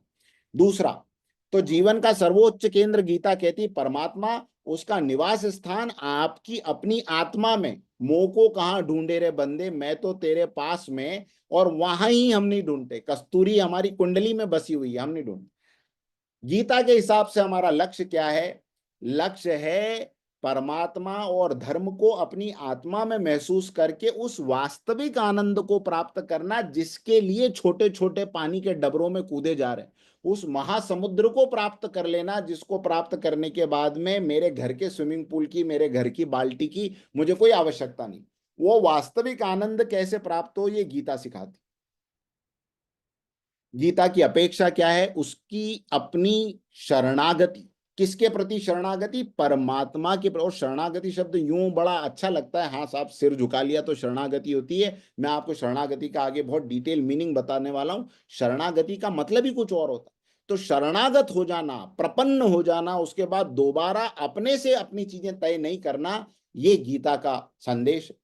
अगर उसकी अवहेलना कर दी तो हमें क्या प्राप्त होगा? ये गीता बताती है कि ये ऊपर के चार चीजों को तुम भूल जाओ, you are free to forget everything. ऊपर के चारों पॉइंट आप भूल जाओ, कोई प्रॉब्लम नहीं। लेकिन मैं, गीता कहती है कि मैं उसका परिणाम तुम्हें बताती हूं। इससे तुम्हें जो प्राप्त होगा वो है अशांति और पछतावा। वो जो आज के अर्जुन के सारे प्रश्न थे, वही प्रश्न तुम्हारे आसपास खड़े हो जाएंगे। गीता कहती है उसका आदर करने से, मेरी बातों का आदर करने से, मेरी मेथड्स का आदर करने से, उन टेक्निक्स को लाइफ में अप्लाई करने से क्या होगा? ये होगा तत्काल आत्मिक शांति, तत्काल सुख, तत्काल अमरता का एहसास अंदर होने लग जाएगा। और गीता का ज्ञान कहाँ से आता है? गीता का ज्ञान हमारी इंद्रियों से अर्जित ज्ञान नहीं है। गीता का ज्ञान उस परम सत्ता से आता है जिसने इस यूनिवर्स को बनाया है। ये उसका यूनिवर्स का बनाया हुआ मैन्युअल है। ये कितनी मूर्खता की बात है कि अगर हम बाजार से तो कोई यंत्र खरीद के लाते हैं तो पहले उसकी बुकलेट उठा के पढ़ने की कोशिश करते हैं कि इसमें क्या लिखा है, इस मैनुअल के हिसाब से इस मशीन को कैसे ऑपरेट करना है। ये छोटी छोटी मशीनों को ऑपरेट करने के लिए तो हम मैनुअल की तलाश करते हैं और ढूंढते हैं, लेकिन इस जीवन रूपी मशीन को हमें कैसे चलाना है, इसके मैनुअल के रूप में जो परमात्मा ने हमें गीता दी है, जो परमात्मा ने हमें वेद दिए हैं, उसकी तरफ किसी का ध्यान नहीं है और अपने अपने तरीके से अपने मैनुअल्स के बिना मशीन को ऑपरेट कर रहे हैं। और अगर हम वो मैनुअल के सहारे चलेंगे, जो कोई भी चलेगा, भगवान ने गीता में ये नहीं कहा कि हिंदू चलेंगे, भगवान ने गीता में ये नहीं कहा कि केवल ब्राह्मण चलेंगे, केवल पुरुष चलेंगे, केवल स्त्री चलेगी। भगवान ने गीता में कहा है कि जो कोई भी मेरे इन शाश्वत सिद्धांतों का पालन करेगा वो सारे के सारे लोग लाभार्थी होंगे, उनको सभी को ये सारी दैवीय संपत्ति प्राप्त होगी। तो ये गीता है, कुल मिला के ये गीता का उद्देश्य है। चारों वेदों से प्रारंभ होके इतना बड़ा भारत में उन सब का सार ये गीता के माध्यम से भगवान ने हमें समझाया। और आखिरी बात कहते हुए आज के इस सत्र को हम विराम देंगे और फिर अजय सर की तरफ हम चलेंगे। गीता का प्रारंभ, क्योंकि गीता जयंती है, अब गीता की पृष्ठभूमि को हमने समझ लिया। गीता का प्रारंभ चूंकि आज से करना था, इसलिए केवल पहला श्लोक लेकर आज के अध्याय को हम विराम करेंगे। पहला श्लोक मेरे साथ साथ में, माइक्रोफोन म्यूट ही रहेगा लेकिन बोलने की कोशिश कीजिए। पहले मैं बोलूंगा, आप केवल पढ़िए अक्षरों को, फिर आप भी मेरे साथ बोलेंगे। ओम श्री परमात्मने नमः। धर्म क्षेत्रे कुरुक्षेत्रे समवेतायुयुत्सवः मामकः पांडवश्चैव किम कुर्वत संजय। अब मेरे साथ साथ बोलेंगे, धर्म क्षेत्रे कुरुक्षेत्रे समवेतायुयुत्सवः मामकः पांडवश्चैव किम कुर्वत संजय। धृतराष्ट्र ने कहा, हे संजय, धर्म भूमि और कर्म भूमि में युद्ध की इच्छा से एकत्र हुए मेरे और पांडु के पुत्रों ने क्या किया, है ना। ओम श्री परमात्मा ने नमः। आज इस सत्र को यहीं विराम करते हैं। अगले सत्र में इसी श्लोक से प्रारंभ करते हुए गीता की इस अमृतमय वाणी को हम श्रवण करेंगे। आज हमने पृष्ठभूमि को जाना समझा, बैकग्राउंड हमारा तय हुआ, आंखें खुली, किस वजह से महाभारत का युद्ध हुआ, इस देश के ऊपर, इस समाज के ऊपर इतना बड़ा विषाद जिन परिस्थितियों में आया, वो परिस्थितियां कौन सी थी, किन मान्यताओं के चलते इस भारत भूमि को, इस धर्म भूमि को युद्ध भूमि बनाया गया। और इस यात्रा को हम आगे बढ़ाते हुए आगे का उपाय क्या हो सकता है, दिशा धारा क्या हो सकती है, इसको जानने समझने की कोशिश करेंगे। आप सब लोगों का बहुत बहुत धन्यवाद। अब हम चलते हैं अजय भारत ऊर्जा गीत के लिए। अजय सर को आमंत्रित करते हैं और उनसे जानने समझने की कोशिश करते हैं और फिर इसके बाद प्रश्नोत्तर की श्रृंखला लेंगे। बहुत बहुत धन्यवाद। कस्तूरी कुंडल बसे मृग ढूंढे वन माही। क्या बात कही आज ऋषि सर ने। कस्तूरी कुंडल बसे मृग ढूंढे वन माही, ऐसे घटी घटी राम है दुनिया देखे नहीं। तो ऐसे घटी घटी राम, ऐसे जो है वक्ता, ऐसे शानदार व्यक्तित्व और ऐसे शानदार गुरु मेंटर्स ऋषि सर जैसे हमारे बीच में ही है। हम क्यों कहीं और जाए कुछ भी ढूंढने के लिए, चाहे वो टेक्निकल ज्ञान हो, चाहे वो मार्केटिंग का ज्ञान हो, चाहे वो बिजनेस का ज्ञान हो, या चाहे वो हमारे गीता का ज्ञान हो, या चाहे हमारा गायत्री का ज्ञान हो। मुझे पता है ऋषि सर अभी आप गायत्री के ऊपर भी सेशंस ले रहे हैं सुबह के समय में, जो रायपुर में लोग अटेंड करते हैं। इसी लाइफ चैंपियंस इकोसिस्टम में बिजनेस का वो हर चीज आपको सिखाई जाती है। क्यों कहीं बाहर जाना, क्यों नहीं इसी को हम बढ़ाएं, क्यों नहीं इसी में जो कुछ हमको मिलता है उसको हम वैल्यू करें, राइट। और इसी चीज को ध्यान में रखते हुए ये जो एक अनुपम मॉडल बना है हमारा अजय भारत प्रकल्प का, और ये जो अनुपम मॉडल बना है लाइफ चैंपियंस इकोसिस्टम का, जहां पर कस्तूरी कुंडल बसे, यहीं पर से सब कुछ आपको मिलता है, क्यों बाहर कहीं भी कुछ भी ढूंढना। तो मैं अब स्लाइड आपके साथ में शेयर करता हूं। अब इसकी मैं थोड़ी सी पृष्ठभूमि बता देता हूं। हमारे लाइफ चैंपियंस इकोसिस्टम की जब हम थर्सडे सेशंस की बात करते हैं, हमारे कोर पर्पस है, हमारे कोर वैल्यूज हैं, ठीक है। और उन कोर पर्पस, कोर वैल्यूज को याद करके ही हम अपने हर सेशन की शुरुआत करते हैं। We start every session by remembering our core purpose and core values, ताकि हमें पता रहे, ताकि हम ईश्वर के सामने और अपने आप को कह सकें कि हे ईश्वर, और हे माई सेल्फ, हे अजय, हे अजय को सुनने वाले, हे ईश्वर, ये मेरा उद्देश्य है, ये मेरा कोर पर्पस है, इससे मैं भटकू ना, इस उद्देश्य की प्राप्ति में ही मैं चलता रहूं, कोई ऐसा कार्य ना करूं जो इस उद्देश्य की पूर्ति नहीं करता।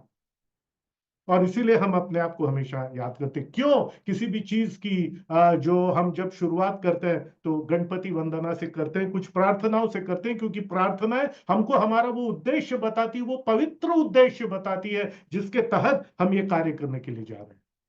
तो वही लाइफ चैंपियंस इकोसिस्टम में भी है, और उसमें अलग तरह से हम ये कहते हैं।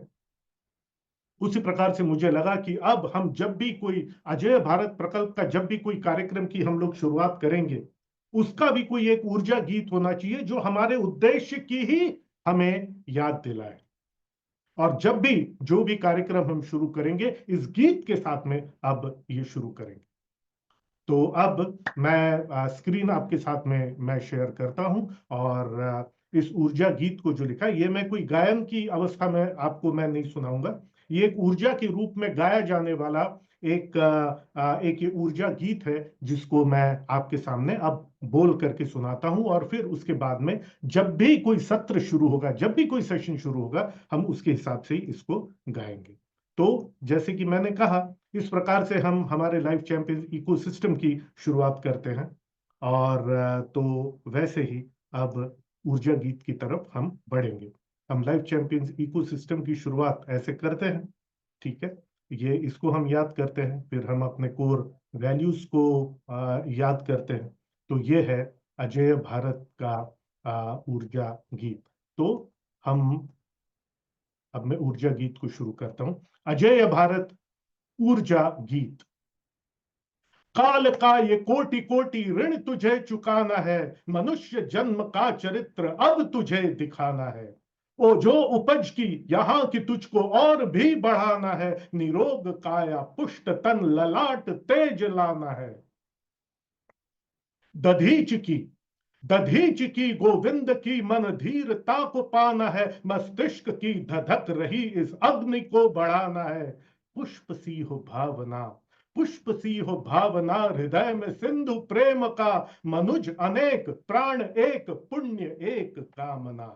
आध्यात्म ओत प्रोत इस धरा का गुणगान हो, गुरुवर ऋषि वेद नारी तप का सम्मान हो। अब जाग जा के विश्व में परचम रहे, अब हिंद का प्रयास रहे तुझसे हो नवयुग के नए जन्म का। जाग जा के फिर नहीं मिलेगा ये संयोग रे, जाग जा के फिर नहीं मिलेगा ये संयोग रे, विलासिता से उठ के कर्म योग के प्रयोग रे। जाग जा, अब जाग जा, जाग रे, अब जाग जा, अब जाग जा, अब जाग जा। जय हिंद। अब ये जो गीत है, इस गीत के साथ हम ये करेंगे। थोड़ा सा इसका मैं संदर्भ आपको बता देता हूं, और अगर आपको अच्छा लगा तो आइए मैं इसको एक बार फिर से गाता हूं। मतलब गा नहीं रहा हूं, ये इसको अगर हम गाना माने, इस जोश के साथ गाने को, तो ये फिर से पूरा स्क्रीन पर आपके सामने, और आप लोग सब मेरे साथ में गाइए। अजेय भारत ऊर्जा गीत। काल का ये कोटि कोटि ऋण तुझे चुकाना है, मनुष्य जन्म का चरित्र अब तुझे दिखाना है। ओ जो उपज यहाँ की तुझको और भी बढ़ाना है, निरोग काया पुष्ट तन ललाट तेज लाना है। दधीच की गोविंद की मन धीरता को पाना है, मस्तिष्क की धधक रही इस अग्नि को बढ़ाना है। पुष्प सी हो भावना हृदय में सिंधु प्रेम का, मनुज अनेक प्राण एक पुण्य एक कामना। आध्यात्म ओत प्रोत इस धरा का गुणगान हो, गुरुवर ऋषि वेद नारी तप का सम्मान हो। अब जाग जा, अब जाग जा के विश्व में परचम रहे, अब हिंद का प्रयास रहे तुझसे हो नव युग के नए जन्म का। जाग जा के फिर नहीं मिलेगा ये संयोग रे, विलासिता से उठ के कर्म योग के प्रयोग रे। जाग रे, अब जाग जा, अब जाग जा, अब जाग जा, अब जाग जा। जय हिंद। अब ये जो गीत है ये एक प्रेरणा का एक स्रोत आया। देखिए ये ऐसा, मुझे ऐसा लगता है, आप इसको माने ना माने, ऋषि सर के अपने भी अपने व्यूज हैं, ये ऐसा आप सोच के जब आप बैठते हैं तो ये नहीं होता। And let me tell you, इसके लिए कोई एआई वगैरह का यूज नहीं किया गया है, नहीं लिखा जा सकता ऐसा एआई के प्रयोग से।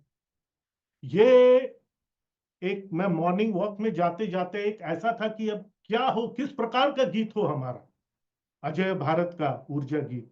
और इसमें ये अगेन ये बात थी कि इसमें जो हर चीज जो लगती है वो इसमें डालना है कि अगेन ये काल का ये कोटि कोटि ऋण तुझे चुकाना है। अगेन इसका इंस्पिरेशन मुझे मिला जब मैंने ऋषि सर का वो सेशन सुना था वहां पर जो हमारे सक्षम समिट में, जो उन्होंने बताया था कि इतनी सारी गलतियां हुई, इतने सारे अच्छे लोगों के काम बेकार हुए और इतनी सारी गलतियां हुई हमसे।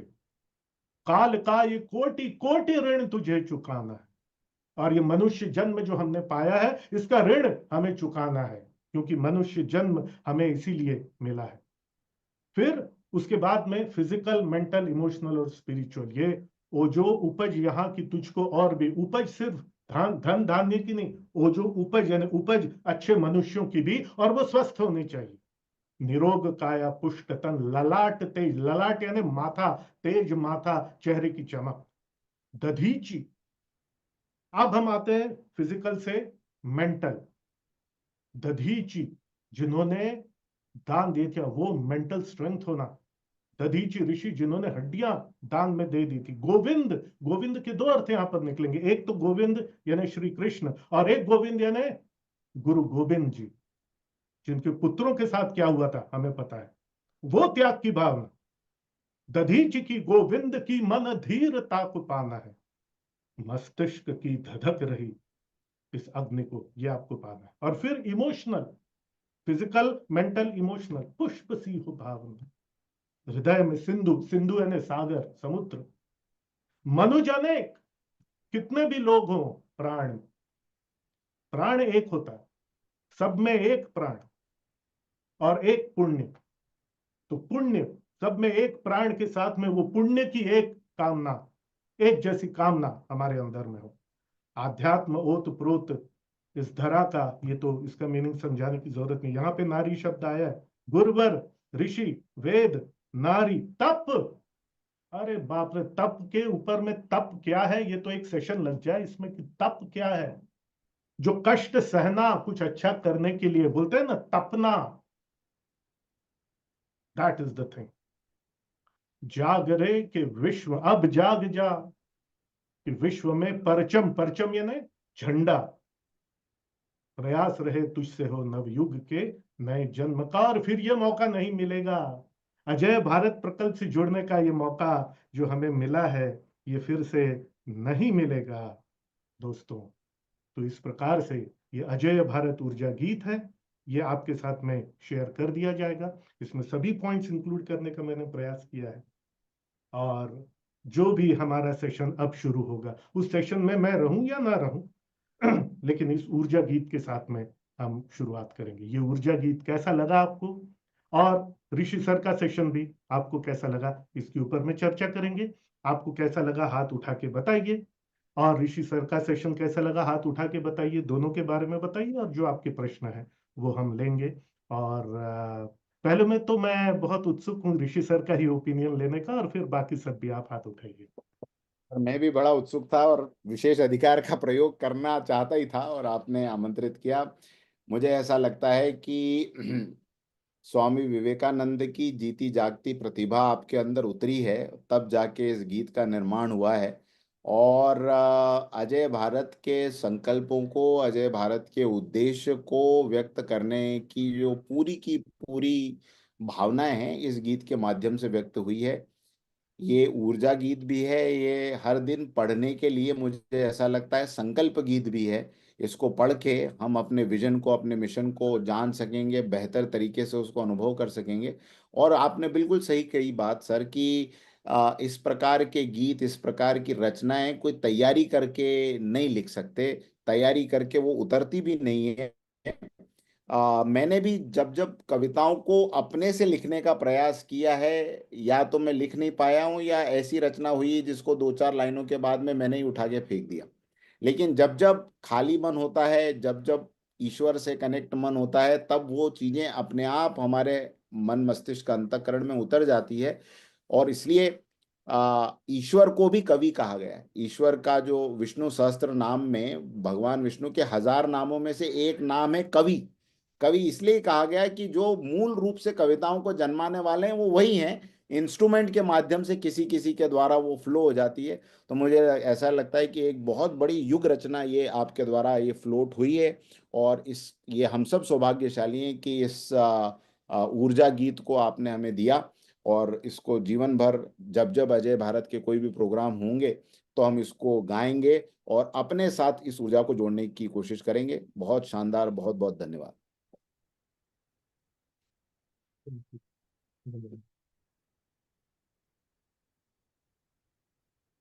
आगे यादव बढ़ते जी। हैं डॉक्टर ऋषि, आप ही आगे के जी, क्वेश्चंस लें। डॉक्टर यादव अनम्यूट करिए। मैं सभी मित्रों को रिक्वेस्ट करूंगा, देखिए इतनी दो बड़ी घटनाएं हुई। एक, आज हमने गीता का स्वाध्याय किया। आप मेरे बारे में, अजय सर के बारे में कुछ भी ना बोलें चलेगा, लेकिन आप गीता के बारे में आज जो जाना समझा उसके बारे में ना बोलें।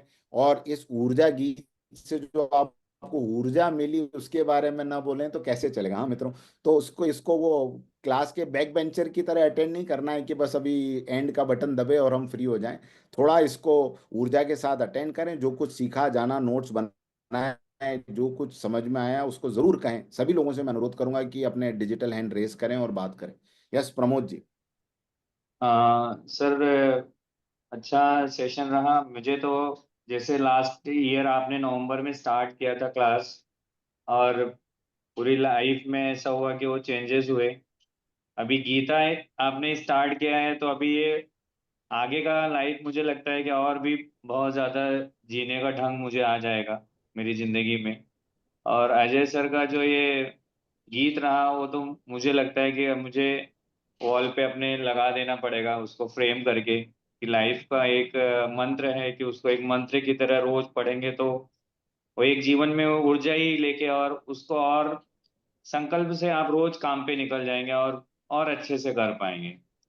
और इसके लिए सर बहुत थैंक यू सो मच कि आप दोनों लोग मिले और लाइफ का मार्गदर्शन। और आज कल बता रहा हूँ कि एक घटना हो गई थी, मतलब हॉस्पिटल में ही लास्ट 3 महीने पहले जो है ऑपरेट हुआ था, फिर गॉल ब्लैडर का सर्जन किए और सब रहा, तो काफ़ी 50-60 पब्लिक रात में आ गई हॉस्पिटल में। फिर काफ़ी हंगामा वगैरह कर रहे थे, लेकिन मैं जो आपके जो दिए हुए बताए हुए, मैं बोला शांति से आपका जो भी रहेगा खर्चा मैं करूँगा, आप अपना पेशेंट हमारा है, हमने किया है। बहुत सारे लोगों का था क्यों तू कर रहा है, जाने दे जो भी रहेगा। तो मतलब सर अपने पास आया था पेशेंट, हमने उसका पे किया है। आज हमारे पास से, हमारे सेंटर से ये चीज़ गड़बड़ हुई, उसको जो है मैं पे करके उसको सिस्टम से सही करूँगा। लास्टली ये हुआ कि जब लोगों का इंटेंशन था कि नहीं पेमेंट आए, तो बोले ठीक है ये पैसा आज है कल नहीं है, लेकिन उसका शरीर जो है जाएगा तो बहुत नुकसान होता है। तो मैं उस पेशेंट को मेरे ही टर्सरी केयर में एडमिट करके जो भी रहा, मैंने बोला कि जो भी खर्चा है सारा चीज़ का मैं करूँगा। नियर अबाउट सर्जरी भी हो sir, near about 3 to 5 lakh जा रही है, लेकिन मैं उस चीज़ को दृढ़ निश्चय से पूरा करके। और अभी जब गीता के आप सार बता रहे थे, उसमें फिजिशियन आए और ये सब आए, तो मैं बोला सर देखिए ये सार है, अब इसके आगे पार हो जाएगा, वो पेशेंट भी अच्छा हो जाएगा, सब अच्छा हो जाएगा। तो thank you so much sir, आज और दृढ़ता से और ताकत आई ये चीज़ों के लिए। Thank you so much sir, आप दोनों को बस सर, थैंक यू। practical है। यही प्रैक्टिकल हमें लाइफ में लाना है और जीवन को आगे यस बढ़ाना है। सर। ऊपर बहुत बहुत धन्यवाद। और हम सब ईश्वर से थैंक प्रार्थना करेंगे कि आपने जो कुछ संकल्प लिया है वो पूरा हो, पेशेंट भी जो है वो शीघ्रातिशीघ्र स्वस्थ हो, और एक नया एग्जाम्पल आप मेडिकल फ्रेटर्निटी में इस पूरे केस के थ्रू सेट करें। बहुत बहुत धन्यवाद। Darshan yes ji. Sir, yes, thank you so much. Sir प्रणाम। बहुत ही सुंदर आज की शुरुआत हुई है। एक तो गीता जयंती है, दूसरा एकादशी, मोक्षदायक एकादशी भी है। इस पावन दिवस पर आपने जो ज्ञान हमें देने के लिए जो आज बीड़ा उठाया है, उसका हम सम्मान करते हैं और अपने आप को बड़ा गौरवान्वित महसूस करते हैं कि ये अवसर हमें आप प्रदान करने जा रहे हैं, वो भी ऐसे शुभ दिन पर। वो गीता अपने आप में बहुत एक बेहतरीन और महत्वपूर्ण ग्रंथ है, जो हमें एक जीवन जीने की कला सिखाता है। एक मैनुअल है हमारे जीवन का कि हमारा जीवन कैसा होना चाहिए। आचार, व्यवहार एवं आहार, ये तीन चीजें जो हैं किस तरह की होती हैं, वो सब पूरा चीज इस मैनुअल में हमारे में गीता के रूप में हमारे सामने है, जिसको आप धीरे धीरे खोलेंगे कि हम किस तरह से अपने जीवन को चलाएं। निश्चित तौर से ये जो भगवत गीता है, हमको आत्मा से लेकर परमात्मा तक का एक दर्शन करा सकती है, क्योंकि अभी तो हम सिर्फ मैं में जी रहे हैं कि मैं और मेरा में। जब हम इसमें गहराई में घुस जाएंगे तो निश्चित तौर से हमें वो सब चीजें हमें पता चलेंगी। और बहुत ही, हम तो ऐसे गीता का हमारे यहाँ डेली पाठ होता ही है। और सबसे बड़ी बात ये भी कहना चाहूंगा कि आपको आश्चर्य होगा कि सर एक अलग से भी एक व्याख्यान दे रहे हैं पिछले करीब 4 दिनों से, गायत्री महाविज्ञान पर, जिसमें आपको मतलब आश्चर्य होगा कि 700 लोग करीब हर डेली जोड़ रहे हैं सवेरे 8 से 9। जहां हम सवेरे उठ के 8 बजे यहाँ पर पहुंच नहीं पाते हैं सर के कार्यक्रम में, वहाँ 900-800 लोग वो सवेरे से इकट्ठे होते हैं। तो जब ये जिज्ञासा अंदर आती है तो निश्चित तौर से वो भाव भी जागता है। और जो गीता में तो जैसे सर ने बताया करके कि एक मृग के अंदर जैसे कस्तूरी रहती है और ढूंढता फिरता है, वही हाल हम लोग का भी है। हम दिव्य गुणों से भरे हुए हैं, अच्छे गुणों से भरे हुए हैं, लेकिन हमें पता नहीं है। वो जागृत करती है, वो भी कौन, हमारी गीता। तो आप सभी से निवेदन करना चाहूंगा कि गीता महायज्ञ में जरूर जुड़ें, वो अधिक से अधिक जुड़ें, और आप इसका बहुत बड़ा लाभ मिलने वाला है, इसमें कोई शक की बात नहीं है। और सर ने जो आज ये जो अपने भावों को शब्दों के रूप में संचय किया है, वो निश्चित तौर से बहुत ही सुंदर काव्य उन्होंने बनाया है। और ये हमारे लिए एक, तो बोलते हैं ना, जैसे एक हर स्टेट का एक गीत होता है अपना, महाराष्ट्र का अपना राष्ट्र गीत होता है, प्रदेश गीत गीत होता है, छत्तीसगढ़ का प्रदेश गीत होता है। ये हमारा भारत अपना अजय भारत प्रकल्प का एक गीत है, और सबको गुनगुनाना भी चाहिए और उनके भावों को समझना भी चाहिए। तो बहुत ही सुंदर, सर को बहुत बधाई देना चाहूंगा। बहुत बहुत धन्यवाद सर। बहुत शानदार। Gaurav ji. Thank you sir. सबसे पहले तो ऊर्जा गीत के लिए मैं कहूंगा कि जब सर जैसे जैसे लाइनें आगे बढ़ रही थी वो गूज बम्प बन रहे थे, और बिल्कुल जिसको कहें रोंगटा खड़े कर देने वाला। और फिर जब सर ने एक्सप्लेन किया तो सक्षम समिट से लेकर के आज तक में हम लोग हर दिन नई नई बातें सीख रहे हैं, समझ रहे हैं। और आज भी मैं याद कर रहा हूँ आपका वो सेशन जिसमें आपने लास्ट में जिस तरह से हमारे इतिहास को इतने खूबसूरत और सुंदर तरीके से 2 घंटे के अंदर जो आपने समराइज किया है, मुझे नहीं लगता कि कभी वो बात हो सकती थी। और आज यहाँ ऊर्जा गीत तक आते आते उस चीज को एक गीत का रूप दे देना, ये अपने आप में कमाल की बात रही। रही बात अब इस पर मैं और क्या बोलूं, ये जब जब सुनेंगे लगातार, ये जैसे राष्ट्रगान हमारे दिलो दिमाग पर छा चुका है। मुझे पूरी उम्मीद है इस ऊर्जा गीत को हमें इतनी बार रिपीट करना है, इतनी बार गाना है कि राष्ट्रगान की तरह से हमारे दिलो दिमाग में छा जाए। रही बात गीता ज्ञान को लेकर के, तो जिस दिन पहले पहले दिन जब आपका आया सरल गीता को लेकर के, तो सबसे पहले उसी दिन मैंने एक आदमी भेजा गीता प्रेस को और ये बुक लेकर के आई। और दूसरा काम मैंने ये किया कि आज का सारा लेक्चर मेरी इसी गीता की दैनंदिनी से शुरू होगा। तो मेरी सारे राइटअप, सारी नोटिंग, सारे स्टेटमेंट्स इससे आएंगे। तो ये मेरे लिए दोनों ही चीजें बहुत ज्यादा इम्पोर्टेंट है, बहुत मायने रखने वाली हैं। और मुझे पूरी उम्मीद है और मेरी पूरी कोशिश भी है कि गलती से भी एक भी लाइव सेशन ना मिस हो, क्योंकि मुझे लगता है इसको रिकॉर्डेड अगर पता नहीं मिलेगा कि भी नहीं, और मिलेगा भी तो वो ऊर्जा नहीं आएगी जो लाइव सेशंस की है। तो मैं अपने लिए और अपने सभी मित्रों से भी रिक्वेस्ट करूंगा कि किसी भी हालत में लाइव ही इसको सुने, तभी इसका आनंद उठा पाएंगे। जी बहुत बहुत धन्यवाद।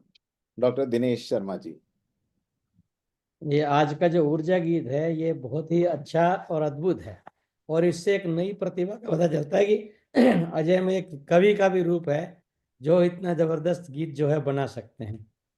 तो ये तो ऊर्जा गीत, तो इसको जितनी बार गाएंगे नई ऊर्जा आएगी, हर बार नई ऊर्जा आएगी, ये पक्का विश्वास है। रोज गाएंगे रोज एक नई ऊर्जा का एहसास होगा। दूसरा, गीता के बारे में जो आपने कहा कि मैं को जानना है, तो वो यही है कि कवि जी ने कहा कि मेरा साई मुझ में जंग पहुपन में वास, और कस्तूरी का मृग जो फिर ढूंढे घास। तो इस तरह से कस्तूरी का मृग बार बार घास को ढूंढता है, हम खुद को देखें। और हमारे अजय को पता होगा, डॉक्टर अजय को पता होगा कि जैसे कि हमारे कॉलेज में प्रार्थना में हमेशा ये श्लोक चलते थे कि स्थित प्रज्ञस्य का भाषा समाधि स्तस्य केशव, स्थिति दिम किम प्रभाषेत किम आसीत वर्जेत किम। ये पूरा अध्याय के जितने श्लोक हैं वो हर प्रार्थना में हर शुक्रवार को गाए जाते थे। तो ये बहुत ही अच्छा है, दोबारा से हमारे को वो सब याद आ रहा है कि वो प्रार्थना चलती थी कॉलेज में और हम रेगुलरली गाते थे। तो ये गीता का रेगुलर, अब मैं कोशिश करूंगा कि एक भी मिस ना हो। Thank you sir, thank you very much. Ketan Kumar ji. जय श्री कृष्ण। गुरुजनों को जय श्री कृष्ण और सारे पैनलिस्ट को जय श्री कृष्ण।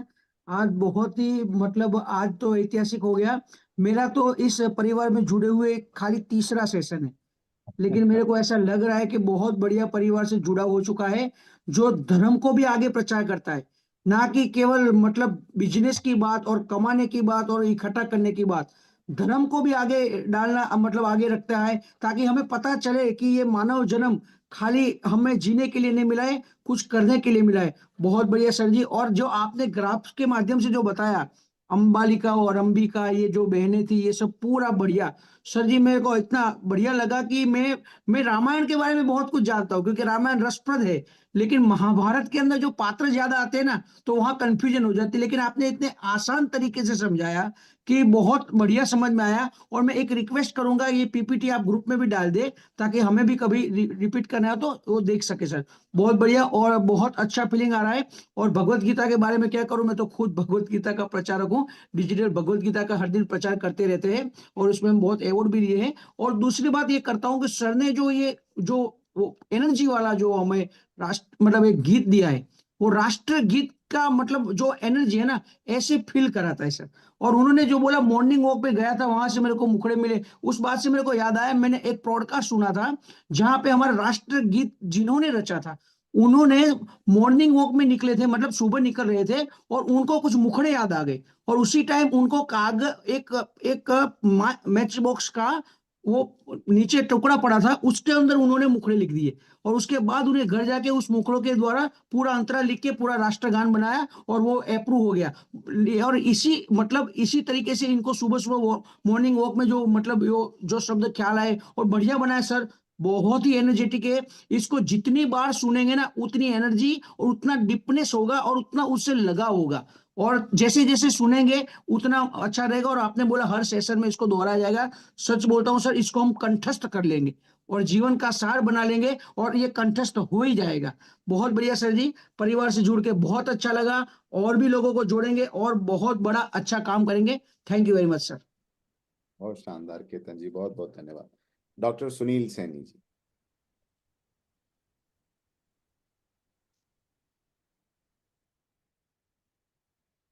आप म्यूट हैं डॉक्टर, की आवाज हमें इधर नहीं आ रही है। एक बार जरा नहीं, audio is not connected I guess. Mobile से एक बार कनेक्ट करिए, या एक बार एग्जिट करके वापस आइए।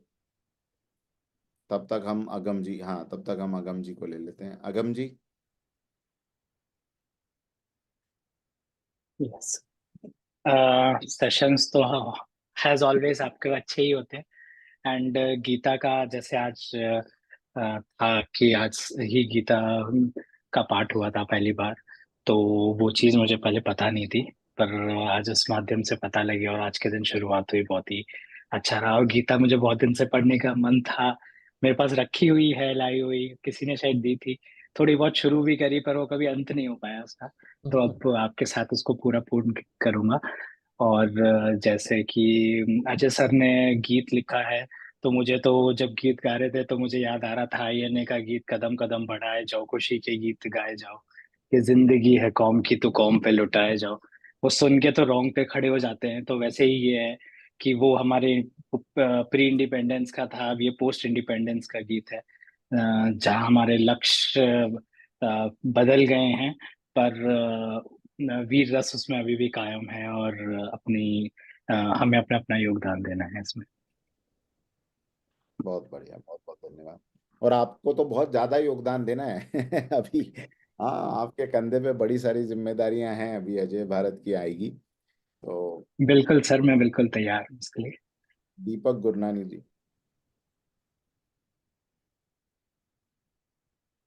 दीपक जी, आर यू देयर? जी जी सर, एक सेकंड सर।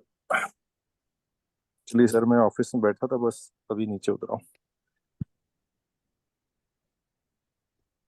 नेक्स्ट। हाँ तो हाँ, आ गया आ गया, ठीक। जी सर, गीता के बारे में तो कोई भी कुछ कहने की जरूरत नहीं कि गीता किस तरह से हमारे जीवन को पूरी तरह से बदल सकती है। गीता मैंने एक बार पढ़ी है, यूट्यूब पे एक गीता का सार बताते हैं सारे, उसका मैंने एक बार सरसरी सारे 18 अध्यायों को सुना है उनके। लेकिन क्या होता है कि ये हम लोग का दिमाग इस तरह से है कि कोई भी चीज एक बार में तो कभी समझ में आ नहीं सकती। तो मैं हमेशा ये कहना चाहूंगा कि जो अभी ये गीता आप पढ़ाना शुरू कर रहे हैं, तो मैं सबसे रिक्वेस्ट करूंगा उसके नोट्स जरूर बना लें। और नोट्स जब जब आप जब भी फ्री मिले तो आप उसको नोट्स को पढ़िए। आप उसको जब एक बार, दो बार, चार बार, छह बार, 8 बार पढ़ेंगे तब वो चीज आपको समझ में आने वाली है। क्योंकि मैं इस बात को इसलिए समझ पा रहा हूँ कि मुझे जब कहीं भी कोई अच्छा थॉट मिलता है, कोई अच्छी बात मिलती है, तो मैं उसका स्क्रीनशॉट खींच करके मेरा एक थॉट करके एक एल्बम है उसमें सेव कर लेता हूँ। उसमें 1100 थॉट इकट्ठा हो गए लगभग। और मैं ये देख रहा हूँ कि जब भी मैं कभी फ्री होता हूँ तो मैं उन थॉट को पढ़ता हूँ बार बार निकाल के, कि ऊपर नीचे करके पढ़ता हूँ। तो जितनी बार मैं पढ़ता हूँ मुझे उसका अलग ही मतलब समझ में आता है कि ये मेरे जीवन की, लाइफ की ये प्रॉब्लम सॉल्व कर रहा है, या इसकी तरफ इंडिकेट कर रहा है, इसकी तरफ बहुत सारे उसमें से चीजें निकल के आती हैं। और वो बार बार पढ़ने पर ऐसा होता है। तो ये गीता का सेशन अद्भुत है, और सबको उसको पढ़ना है, समझना है। लेकिन एक बार में करने से कुछ भी नहीं होगा। बार बार इसलिए कह रहा हूँ कि इसके नोट बनाइए अपनी भाषा में। और जो सर आप रिकॉर्डिंग की बात करें, रिकॉर्डिंग जरूर दीजिएगा। क्योंकि होगा क्या कि जैसे हम सेशन को अटेंड करेंगे तो कई बार क्या होता है कि कहीं नेटवर्क की प्रॉब्लम है, या कहीं आदमी थोड़ी देर के लिए उसमें मिस हो गया, तो उसको उसको सेशन देख करके अपने नोट्स बना पाएगा या उसको उसमें समझ पाएगा। और जो सर ने आज ये गीत लिखा है बहुत अद्भुत है, बहुत बेहतरीन है। और आप मतलब अजय सर के बारे में क्या कहा जाए कि अब कविराज भी सर बन गए हैं। और और डॉक्टर तो पहले से हैं। बहुत अच्छा गीत सर ने लिखा है, और बहुत बहुत बधाई आपको। बहुत बहुत धन्यवाद। मैं आपको बड़ी मजेदार बात बताऊं दीपक जी और सभी मित्रों को कि नोट्स की आपने जो बात कही मुझे उसको सुन के वाकई में एक घटना याद आ गई, और ये बहुत काम की है सभी के लिए।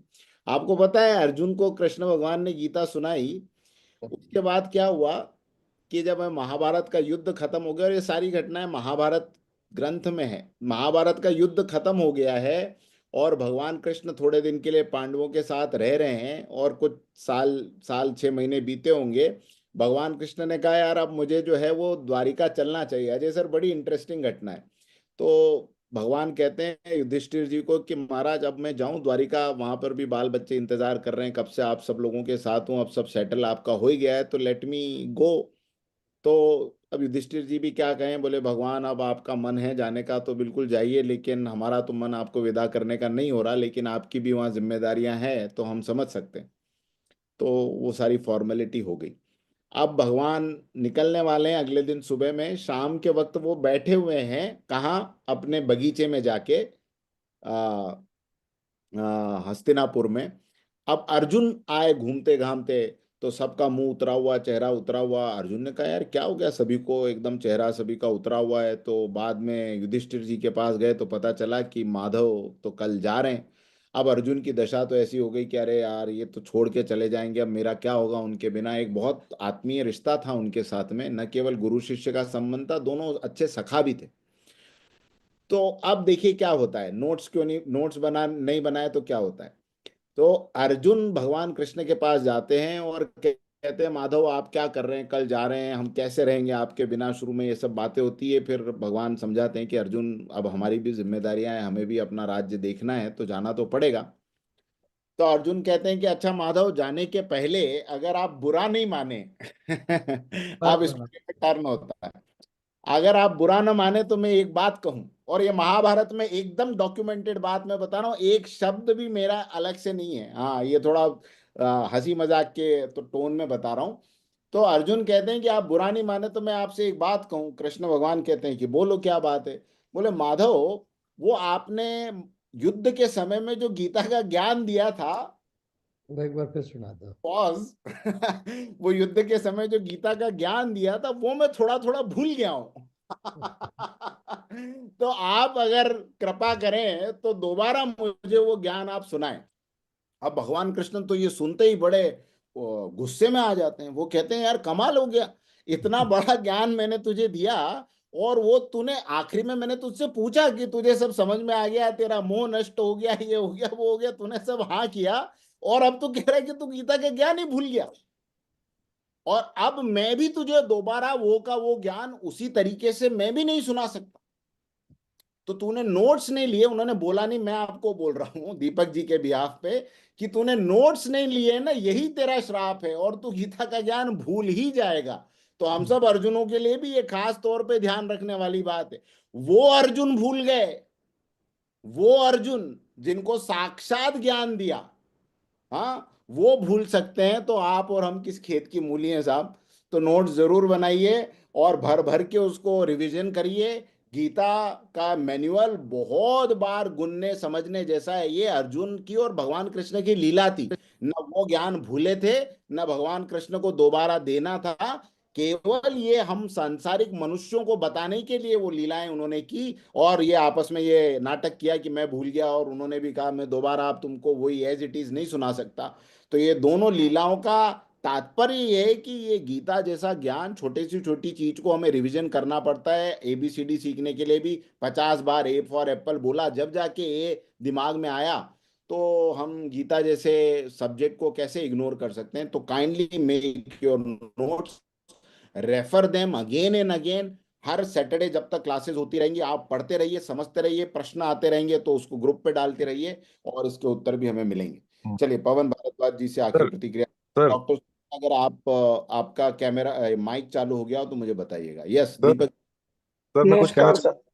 हाँ हाँ बोलिए दीपक जी। चाहता मैं सर मैं कहना चाहता, मैं आज आपसे ये पूछना चाह रहा था कि एक तो पूर्णिमा, एक अमावस्या और एक एकादशी, इसके बारे में अगर 5-10 मिनट आप आगे बता दें तो भी चलेगा।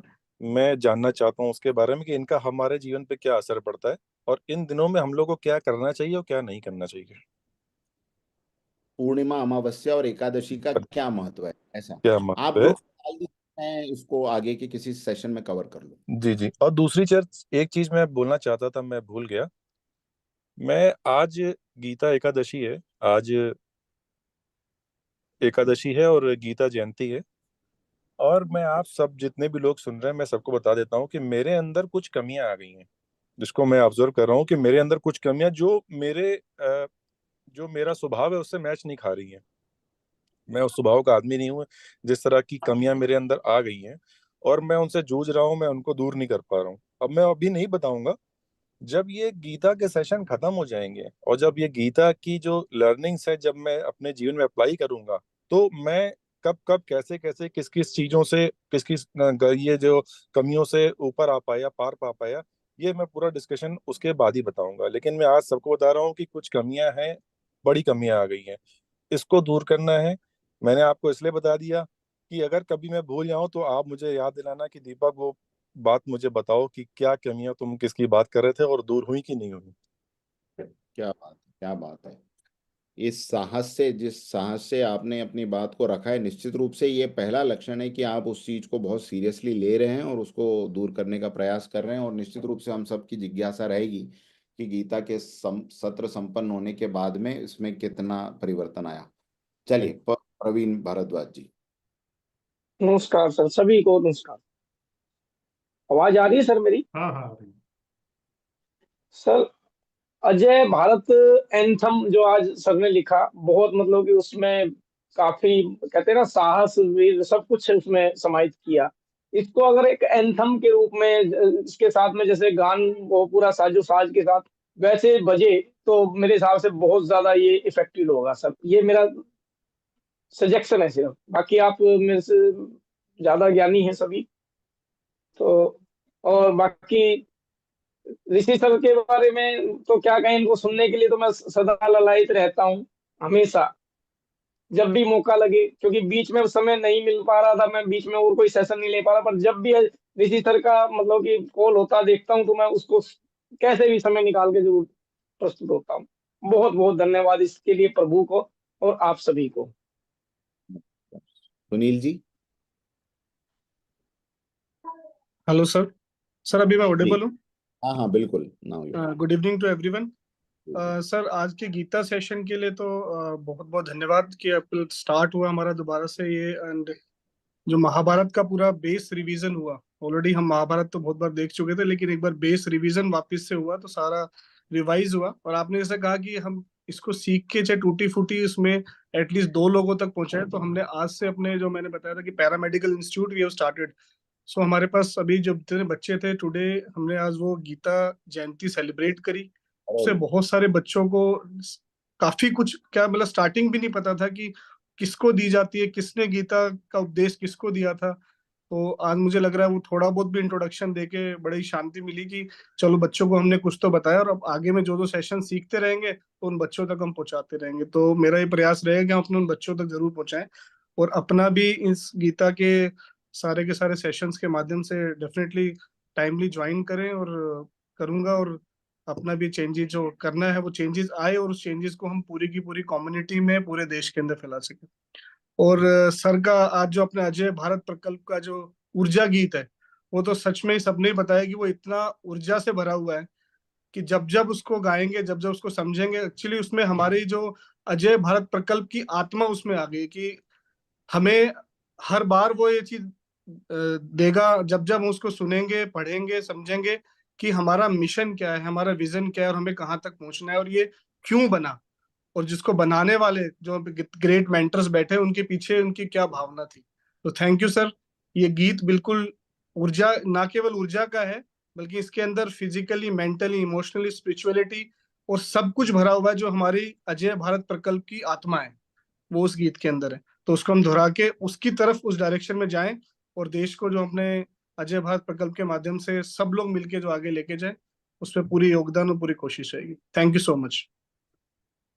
बहुत बढ़िया। मैं आपको, आपने प्रश्नोत्तर की बात कही, मैंने अभी इनफाइनाइट लाइफ में एक पीडीएफ भेजा है। ये यहाँ पूना के जो गायत्री परिवार के बच्चे हैं उनके लिए ये 20 क्वेश्चंस का गीता का एक ऑब्जेक्टिव आज गीता जयंती पे यहाँ पर बच्चों के बीच में करवाया गया। टिक मार्क हैं, एमसीक्यूज। तो इस तरीके का अगर आप लोगों को अपने ऑफिसेज में ही एक ओवरऑल जो जनता है ऑफिस की, उनको गीता के बारे में कितना पता है, क्या पता है, जरा ऐसे ही एक फन एक्टिविटी भी हो जाएगी और उनको भी पता लगेगा कि क्या क्या चीजें आती है नहीं आती हैं। तो ऊपर का कुछ हिस्सा जो इसमें गायत्री परिवार का है उसको सबको हटा के केवल प्रश्नोत्तर को लेकर भी आप लोग जो है अपना भी और अपने परिवार का और अपने ऑफिस सर्कल का या मित्रों का एक बार गीता के ऊपर एक क्विज छोटा सा ले सकते हैं। तो बहुत आनंद आया आज गीता जयंती पे भगवान ने ये अवसर हम सबको प्रदान किया कि हम गीता के ऊपर कुछ चर्चा कर सकें। सब उन्हीं की कृपा से हो रहा है और आगे भी हर शनिवार को, इसी शनिवार को दोबारा भी मिलना है। शनिवार को हम मिलके अध्याय 1 के श्लोक नंबर 1 से हमने अपने गीता को वापस प्रारंभ करना है। तब तक गीता की पुस्तकें जरूर ले लें और 7:55 पे इसलिए ज्वाइन हो जाएं कि हम गीता जी की आरती के साथ ही इसको शुरू करेंगे और उसके बाद हम गीता को ठीक 8 बजे से शुरू कर देंगे। एलसी टाइमिंग के लिए हम लोग जाने जाते हैं, तो शार्प 8 बजे, कोई आए ना आए, कोई एक व्यक्ति आए तो भी हम शुरू कर देंगे। लेकिन मुझे बहुत आप आरती में शामिल हो 7:55 को और उसके बाद में फिर हम शुरू कर सकें, है ना। तो अजय सर आज फिर यहीं पे विराम लेते हैं। यहीं पे विराम लेते हैं। कल सुबह 8 बजे फिर हमको मिलना है थर्सडे से रेगुलर थर्सडे सेशन के लिए और हम अगले मिलेंगे। इस बार का एंडिंग में वैसा नहीं करूंगा जैसे कि लाइफ चैंपियंस इकोसिस्टम में करता हूं कि और इसके साथ ही अब सबके सीखने के, ये यहाँ पर सीखने वाली बात नहीं, यहाँ पर आत्मसात करने वाली बात है। एंड फिर से एक चीज हमेशा ध्यान रखिए, it is not life champions ecosystem, sorry it is not business champions ecosystem, it is life champions ecosystem.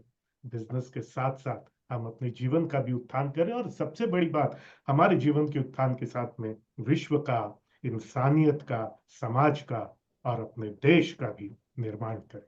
यदि देश हित मरना पड़े मुझको सहस्त्रों बार भी, तो भी न मैं उस कष्ट को निज ध्यान में लाऊं कभी। हे ईश भारत वर्ष में शत बार मेरा जन्म हो, कारण सदा ही मृत्यु का देशोपकारक कर्म हो। बहुत बहुत धन्यवाद सबको। मिलते हैं कल सुबह 8 बजे।